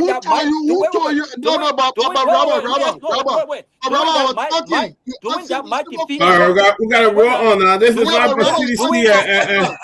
I'm just saying this. Doing that might defeat Unity Party. My question to you is, doing that might defeat Unity Party. I think this is where you're coming from with the formula. But how does that solve the leadership deficit? But Robert, what you fail to also realize is that when a president is elected on the basis of his vision, there are people he appoints in his cabinet who did not initially share his vision. They come on his team to implement the vision he had. The leader is very important. Who told everybody in a government all over the world gets all of them get the same vision? No, you come in and follow the vision. The point I'm trying to make, the point I'm trying to give you is this. Every political party comes with different things. When you go to negotiate, you don't just negotiate personalities. You negotiate vision for the country. So, for example, if you were to say, let's say, for example, say, let's work together to move this. To say, look, I'm very strong on corruption. I'm very strong on this. I'm very strong on that. I don't know what's your approach for government, but if we are to work together, we must ensure that part of our vision for the country will have a strong stand on corruption. 10% of the budget will go into integrity institutions. So I'm saying these are not just negotiation of individual. It's negotiation of ideas. We are getting elected. How come it's ensure that happens? You say what? Joe, we are getting elected. He said 10% must go this. Okay, we agree. Okay, 10%. We're not limited. I'm giving hypothetical on what happened behind the scene. I'm giving hypothetical on what happened behind the scene. Because let's see, even Benete, even Cummings today, Cummings could say all the good things he wants to say for Liberian people. We're all making anybody on. He said all the things to the people. He said to the people. He made a promise. He gave a letter. He goes and becomes president. He doesn't do it. What do we do? If that we don't know that yet. We don't know that yet. Okay, guys. Okay, so you can't ask me if John will become president. Then he do it. I'm saying you don't make this kind of political negotiations. I don't think this people make promises to be elected and they go there and they don't achieve it. Listen, guys. Ladies and gentlemen, we have come to the end of this show. Let's go back to the cash app one more time, guys. We need help to make our Christmas beautiful on the ground. Our cash app is TCA 2500. The Zelle is 786, and you know the whole gamut. If you are in Liberia, we do have a local number in Liberia where you can send your contribution. It goes into one general pot, and then we add it up and then give it to the kids. Cash app is the $ TCA 2500. Our Zelle is 678-4383003. Send wave 0888-297311. That's the send wave. If you send it to Liberia, it will get to us. Yes. Let's make the Christmas good for those young guys. Yeah, hopefully by next week. By next week, we want to make sure we send something for you guys. Next week, when next week? By the 20th. By the 20th. We want to do it by the 20th. The 20th. Yeah, we want everything to be in Liberia by the 20th. So, guys, okay, guys, we'll get 1 minute each. Let's close. Let me start with Sarah. God, the debate is hot. CDC, Sarah, I didn't know you were. Sarah, you hired Papa Sue. You didn't invite nobody. No, she did. Sarah, I didn't know you had a new baby. Invited people. I didn't see the invite. Sarah had a baby. She didn't tell us. Sarah, congratulations. I'm babysitting at my granddaughter. Oh, okay. You better make it clear. Yeah, she's at Big City. You're looking like a pro over there. Sarah, 1 minute. You're closing. Well, I mean, what Seleke said is true. Before you can come up with your ideas, before you can implement anything, you need to be at the top. You need to be the president. And in order to get there, you need to collaborate. Nobody is saying that CMC should not do what they have to do. Nobody is saying that CMC should not distinguish themselves from any other party or whatever. CMC is CMC. CMC is aiming for the top, and that's their right. So as the other parties. But what I think I understand from what Seleke is saying is collaboration at the end of the day. And that's why United Party did in order to become president, in order to win the presidency. They did collaborate with other political parties. So I think that's what I understand from Seleke, if I'm correct. So CMC can go ahead and be who they want to be. So is CDC, so is ANC, so is the other parties. Well, at the end of the day, when we get to 2029, we need that collaboration, or else all we have to find our suits and go to United Party inauguration. That's just a fact. So I want to say thank you, guys. The show was great. It was, very, very engaging, hot topics. Let's do it again for our people. Thank you. Seleke, I know it's late over there to you guys. You are muted. Sorry, I didn't know I was muted. Well, great show. Always good to be on the closing argument. Again, we can't give up on our country, despite every reasons being given to us to give up from both CDC and Unity Party. They don't want us to talk about that, but that's the truth. 18 years, that's a decade, few years, and nothing they've been able to change fundamentally in Liberia. From one party to another, we've always seen the same issue. UP come to power, they blame CDC for everything. CDC come to power, they blame UP for everything. And we can't continue like this.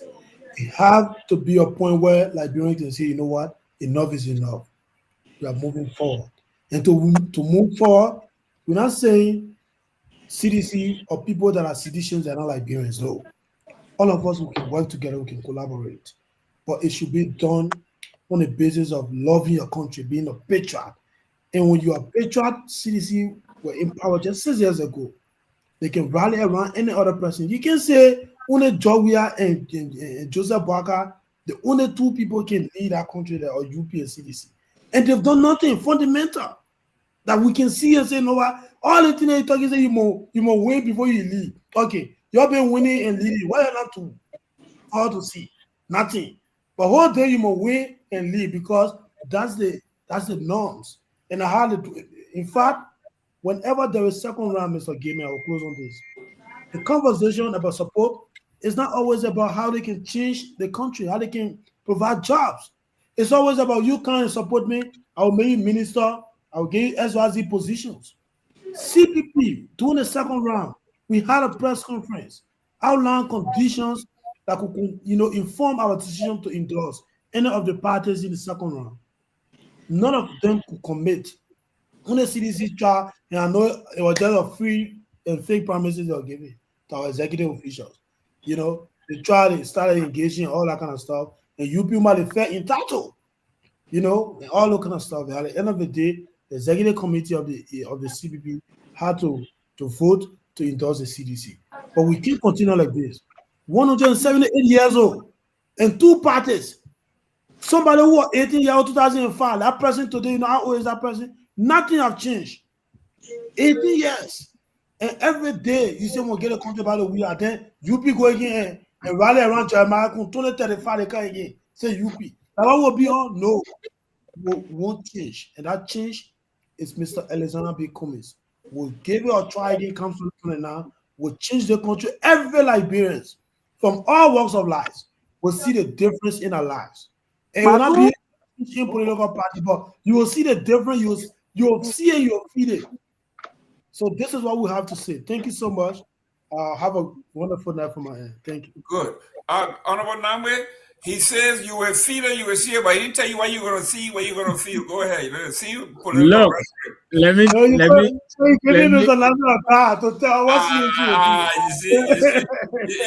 Mr. Seleke. Very good.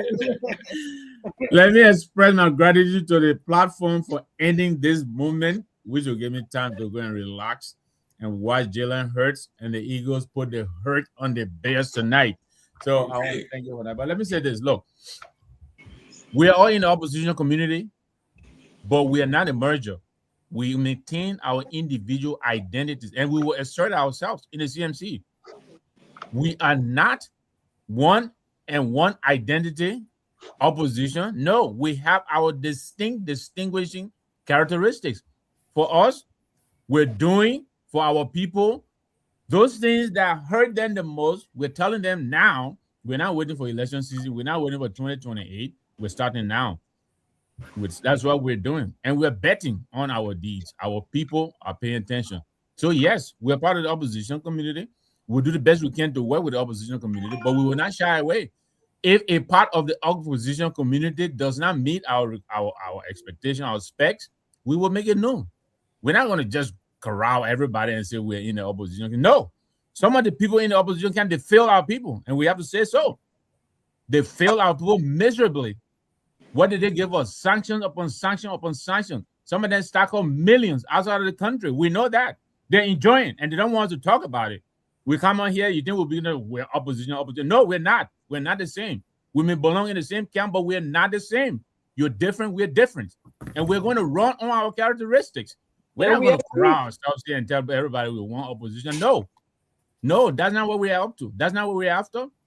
So yesterday we saw the two parties, over the weekend, dueling crowd rallies, but the CDC has a receipt to show for that. What the crowd does for you, they have the receipt. Let them continue to pull crowd. That's not what we're interested in. We are going to get our people to register to go and vote on election day. That's what we're interested in. So what did we do over the weekend? We were inspecting our projects that we're building for our people. We were in District 6, Nimba County, behind Garguah, somewhere where no government official ever goes. We were there with our people, listening to them, developing our manifesto, taking in their concerns and how we can help them address those. That's what we were after. So they can go and do their dueling rally over headquarters or whatever, who got the biggest crowd. That is not, we don't care about that. We don't care. We're going to go to our people. We're going to register our people. We're going to get them to the polls to vote come 2029. At the end of the first round, when there is a need for a coming together, we will do so. But for now, it can't be the function of our behavior because we have to come together tomorrow. So we must be careful how we talk. No, some of the people in the opposition party, they're foul. They disappointed our people. They failed our people, and we'll say so. We're not going to be afraid. We're not going to be shy about it. We're not going to shy away. We're going to distinguish ourselves, and our people will choose. They're not going to choose one whole opposition. No, they will look in there and say, you know what? You don't belong in the second round. You don't belong in you go into the second round. That's what we're trying to do. So when we come out here, nobody don't tell me about, tomorrow, because we'll come together. So be careful how you talk. Be careful how you talk. What? Were you careful 6 years ago when you were disappointing our people? Flying all over the place, getting married in Paris? Taking 45 days to go and watch football game in America or wherever? That's the opposition we are part of. We're not a part of that. 45 days we receive. We're different. We're not going to do that. 45 days, 45 days. I think it was maybe 75 days. What he said. 45 days we came back with receipt. Victor, before you close, please answer Jim Barrow question here. Are you related to this other Nagbe man? Dr. Peabody, are you related to the other Nagbe or you're from the same town? The regime speaker? Yeah, the regime speaker. Robert Garguah, let's go close. He got close speaker. I think this, Jonathan Franksy, spoke about. I know Cummings. There's this famous quote about doing the same thing over and over and expecting the different results is insanity. But I think Jonathan Franksy talked about voluntary insanity, right? Inflicting voluntary insanity on himself. And I think to some extent, the way we discuss Liberian politics, right, and the approach, the strategy, what we call the norms, I think, it's and the way we vote consistently. I think we either we're norm, or we know that we know what we are doing. I don't understand, but it looks like we inflicted this voluntary insanity on ourselves, right? And I want our audience to leave with this. Think about this. Just process this for a second. If the idea of opposition was about true ideology, vision to move our country forward, it would be based on principles, right? It wasn't just 2 years ago that Unity Party, ANC, and the other opposition folks came together. And they said to us that the ruling party, CDC then, was bad for our country. These were the same folks. It hasn't been long. Now imagine, Unity Party is now in the incumbency. They are now ruling party. And CDC is now in opposition. And the same folks going to come together and say, oh, Unity Party is bad for our country. Then they remove the Unity Party. Then they post CDC there. Then Unity Party will now join the same people who were saying a few weeks ago that they were bad for our country just because they are opposition. I think it's just a dangerous game that we're playing. And I'm not speaking against CDC, neither am I speaking against ANC or anyone in the opposition party. But I will say this. I would rather the people vote Unity Party if they believe Unity Party has transformed their lives and Unity Party has done everything that they promised. No car getting stuck on the roads in 90 days. We're almost in 2 years and we know cars are getting stuck everywhere, right? Not flying private jet when thousands of people are hungry. We know that they've flown private jet and the president has made multiple trips with no return on investment, right? Corruption, we know that they've not held their own accountable. They've targeted political opponent. If the building of a functioning private sector, we've seen these things happen. If the Liberian people come 2029, really believe that their lives has transformed, and Unity Party deserves another 6 years, I will sleep at night knowing that the people have decided on this decision. Then the opposition coming together on one objective, which is let's just go ahead and remove Unity Party.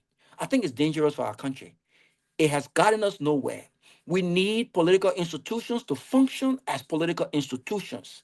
The way we lead our political institutions will will give us some sort of idea on how we intend to run the country if given the opportunity to run the country. All of these political negotiations, who becomes vice president, all of these political negotiations, who becomes foreign minister, only to remove the incumbent, is bad for our country. It has gotten us nowhere, and I don't think we should continue to play these games. If CDC must regain power, I think CDC must come to the table with their own ideas about how they rebrand, about their own vision on what they will do differently, and about their own institution. If CMC must do the same thing, Billiton must do the same thing. Cummins must do the same thing. But this idea that we must all shut up, we must all shield each other because we're in the opposition, and we must not hurt ourselves, and it will help the incumbent win. I think it's bad for our country, and we must do it differently. We must stop self-inflicting pain and all of this nonsense. We need to do it differently. But a great show always, and always good talking to my brother here, Siddiqui. But as an executive member of the CDC, and you don't know the announcement being made, I think these things should be discussed. I think it buttress my point when it comes to the lack of the running of a true political institutions, because I think decisions that are made, executive members, before they go out there, should be aware. They should put their input, and all of these things should be done. Obviously, it's not been done, and it's bad for our country. Thank you, Seleke. No, Mama, I didn't tell you. You see, we don't misinterpret me. I didn't say I wasn't aware. I said, hey, guys, somebody grandma. Sarah. Grandma, there you go. Go mute, grandma. Go ahead. Seleke, go ahead. Hold on 1 second. Hold on 1 second. Yeah. I said that apparently the early announcement have caused the UP to target left from fulfilling its campaign's promise and focusing on elimination, blocking. Looking at the situation today, I think it will be more strategic that we focus on building the party and announce we are somewhere around 2027, 28 when the UP spins were cut down. That's what I said. It didn't mean I wasn't aware and all the kind of stuff. But let's just go back to our closing argument to say it was a good show. The diversity of how we think 2029 should be is important. Personally, for me, I've dejected myself from the opposition's attack. I do not intend to focus on attacking opposition party because I believe strongly that if CDC really is determined to take the president from a unit party, it must put itself in a position of convincing the Liberian people on what new can it do, what they will do differently, and how effective it can build on what it did great before and how they can build on what it did, as opposed to wasting energy on saying, well, Comey is short, he can be, or Musa ability is this, it can be, because we do not intend to occupy the position Comey occupies. Neither do we want the position ability got. We want the position that Unity Party got. They become the focus, they become the target. I still do believe that, yes, individual political party in the opposition bloc must build its capacity, must convince, must tell its story to the Liberian people. But I think you can tell your story without necessarily trying to bring another person down, since you have no interest in where the person will be. You want to go further. I think you should focus on that. You should build your story from that point of view, and you should deal with it. The time you take to say this party didn't do this, you can say what you would do. You can highlight the bridges you are building. Cummings can continue to highlight his experience, how he would tackle corruption, how he would tackle job creation, and all of those stuff. I think that should be the different focus and different approach.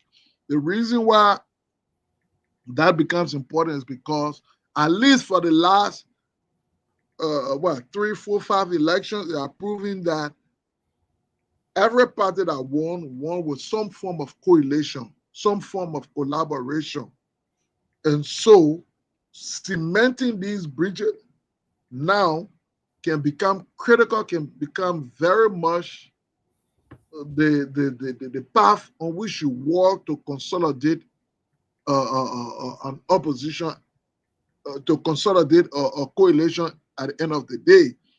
So being strategic in highlighting your strength and avoiding denigrating the weakness of the other person, I think it will help you in the future.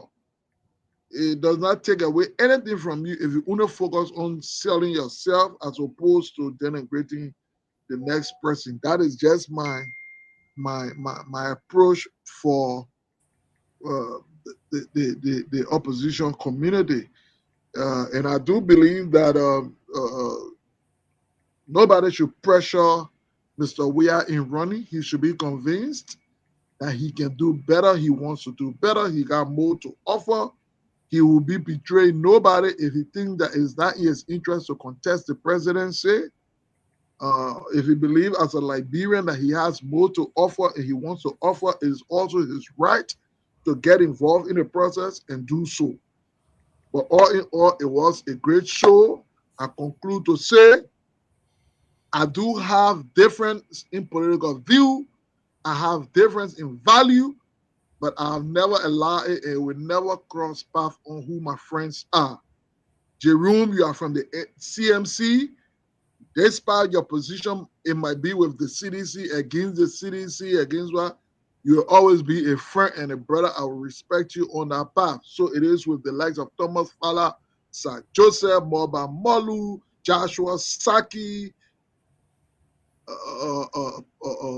Karika Williams, and the rest of them who decided that they wanted to part way with CDC. We'll keep our friendship on the low, talk about other things. They will stay their side, I will stay my side. I hope that when the real battle starts, we can all be in on the same side. If we do not stay on the same side, we'll have no option but to disagree in terms of where we stand publicly. All in all, let us be civil. What's happening in our country should concern all of us. We should think above our interests. It should not be, CDC interest should not be, oh, we got one major, we are president. CNC interest should not be, oh yeah, we got one made Bedete president. ANC should not be just because one made Cummings president. What is unfolding in the country require a collective, sober-minded approach that says, let us take the best amongst us, or perhaps the person who is electable among us to change the course of action in our country. If we don't do so, like I said, for me, I will not be there. But those of you who like to attend inauguration, buy your suit and go put Boaga back in office. It will fire and things will fire away to the mansion. Great show. Thank you for the Tony. Look forward to a Truth in contribution soon. Or Hamson 1-2. Excellent. Yeah. Wow. The way you talk about the contribution, like you read bless the people in Liberia. You read bless them. No, but it's unusual. It's unusual Christmas thing, but this time around we have somewhere else to channel it now. So we just channel it through the TC. Dr. Peabody, you're closing. Look, in time like this, when we have Ouattara hijacking the democracy in Ivory Coast, where ECOWAS leaders who should know better are there giving him support for running again over his term, and they all gather. If you look in that crowd today, most of the people that would gather there were all older people, the older presidents who should have retired a long time. They were all sitting there. And one thing I must say to the Liberian people, we sitting here, we talking about this party and that party. I can say one thing. If the opposition do not build a strong opposition, it will be impossible to remove Unity Party. It will be very difficult. If they come together, we saw how the CPP started. We saw how they were all together. And when they were together, we saw the victory that came their way. We saw Senator Dillon coming to power. We saw other people coming to be senator and representative. Because you know what? You had a strong opposition at the time, the CPP. And they were able to build an opposition that made it a little difficult for the CDC. But as time went by, as greed began to overpower the message and everybody was anxious to lead, what happened? We saw the whole CPP splitting apart. And fortunately, United Party became successful because CDC felt that it was just something easy that they could just give away and next time they can come back. I agree with Hamid saying that we're not focusing now. He's not going to criticize any opposition. I think it's the right thing because you know what? If you begin to criticize each other in the long term, you will screw each other. You mess up each other. And then it will be hard to fix. You can still carry your message across without linking other political parties. Because when you start to criticize, you will destroy, and that beef will Hey guys. All right? Yeah, right there. Let me do my closing now. And you know what? That will flow, and then the pain, the envy, the hate will start to kick in. And what it says, a horse divided against itself will not stand. Then there cannot be a real strong opposition coming together. Don't forget, you guys are going against a government that's in power, that have complete control of everything. Yeah. So don't think that you can just get there and remove them. You guys got to hold together to bring a new person in. Because right now on the continent, any government can do anything, and ECOWAS is dead as a dead body. They won't do fat. They will just sit there and write the long letter, and that's it. Then every snow, they will be jumping all over the place. They monitor election, they're doing things and stuff like that. But all the countries that came to power, military coup, all the government, you can't control them, can't remove them.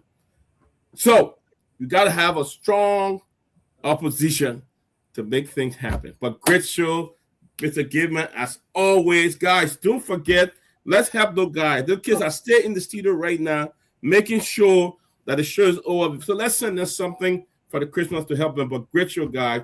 Gayman, thank you for holding it down as always. Thank you, guys. Don't forget on Wednesday, our guest, Dr. Moniba, is going to be here. Tune in, bring your questions. Yeah, you were trying to say something, Victor? Yeah, thank you, Jerome. I just said go Eagle. That's all. Thank you. Oh, the egress. The egress. You go to that make it scared for people to be both here, but don't. I went put on my t-shirt, but I don't know how far we'll go and give it tonight. Can I get you a breaking news? Yeah, go ahead. The breaking news here is United Party intend to have a backup from Guinea, Ivory Coast, and Sierra Leone. So you are just stand by for the election. Wait till the other cities this way. Guinea, Ivory Coast, Sierra Leone. The other puppet, he went up. They fought. The French government put him there. He turned over. He don't want to move again. He running for 10, 14. Okay, guys, we'll see you tomorrow. Let's do this. This is great. You guys are great. It's awesome. Our folks in the comment section, thank you very much. I've been following. I mean, we got a lot. Is that Helena? The name here is what? 262. Helena. Yeah. Helena. Jebo, thank you for turning in. We got a Glacron. It's a Glacron for the first time. I've seen some new knee here. Miss Mas Dopoh. Is it Dopoh Greer? Yeah. Thank you very much. And I see who's there. Gabriel T. Jared. Is that Jared? Gabriel Jr. Wow, we got other Southeast people coming on here. Era Moluba. Yeah, Aaron Moluba, we got Aaron Moluba. Yeah, that's new. We're talking about the new people now that we see here. Precious Sai. Yeah, we got Mohammed Dolly. I think he knew. That is CNC store there, the Osio. Thank you very much. It's an interesting conversation. Absolutely. Listen, guys, we are who we are. I think we are headed somewhere. We have to flush these things out. But you got to remember, it's not easy beating an incumbent. So you have to be ready. It's not going to be easy. I have to admire what Musa Bility is doing. He is an excellent politician. And You know, don't anybody who underestimate Musa's ability doing it at your own peril. Yeah, the don't do gentleman it. is great. He's doing an Don't do it. excellent It's job, powerful. and I look forward to joining him in Liberia very soon. Thank you very much, and I'll see you tomorrow. All right, guys. Have a good night. See you tomorrow. Our team will be coming tomorrow. Tomalin, Sylvester will be heading back to the States tomorrow, so we reach them safe flight back here. But guys, have a good night. Thank you for joining us, everybody. Make sure you contribute to our closing argument special giveaway Christmas for the guys in Liberia. On behalf of the team, man, I say see you again tomorrow. Don't forget, Dr. Clarence Modiba, Dr. Modiba will be here on Wednesday, so we encourage you to come back. But guys, have a great night from me. Myean, take over from studio. And guys, from me, we said, have a pleasant night. Bye-bye.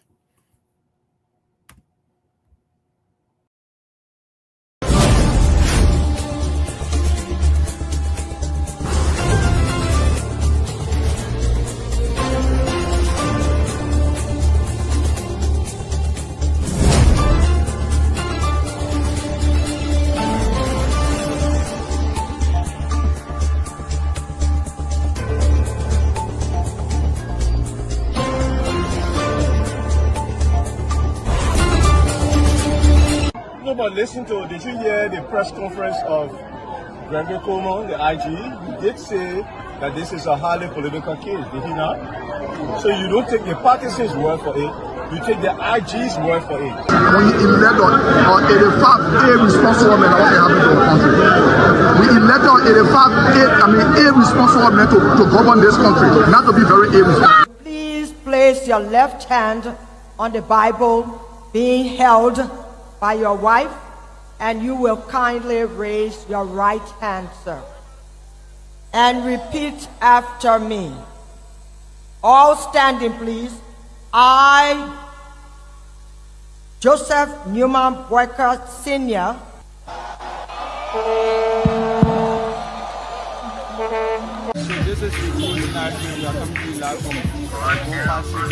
No secret now that your friend and former boss will be a candidate in 2029. With all of that you experience, all of that you know, and everything that you see unfolding in the country now, will you support him? Will you be part of the process? Will you give him the support? Do you think he can be a better president? So why you want to bring political Benin in it now? Oh, but you political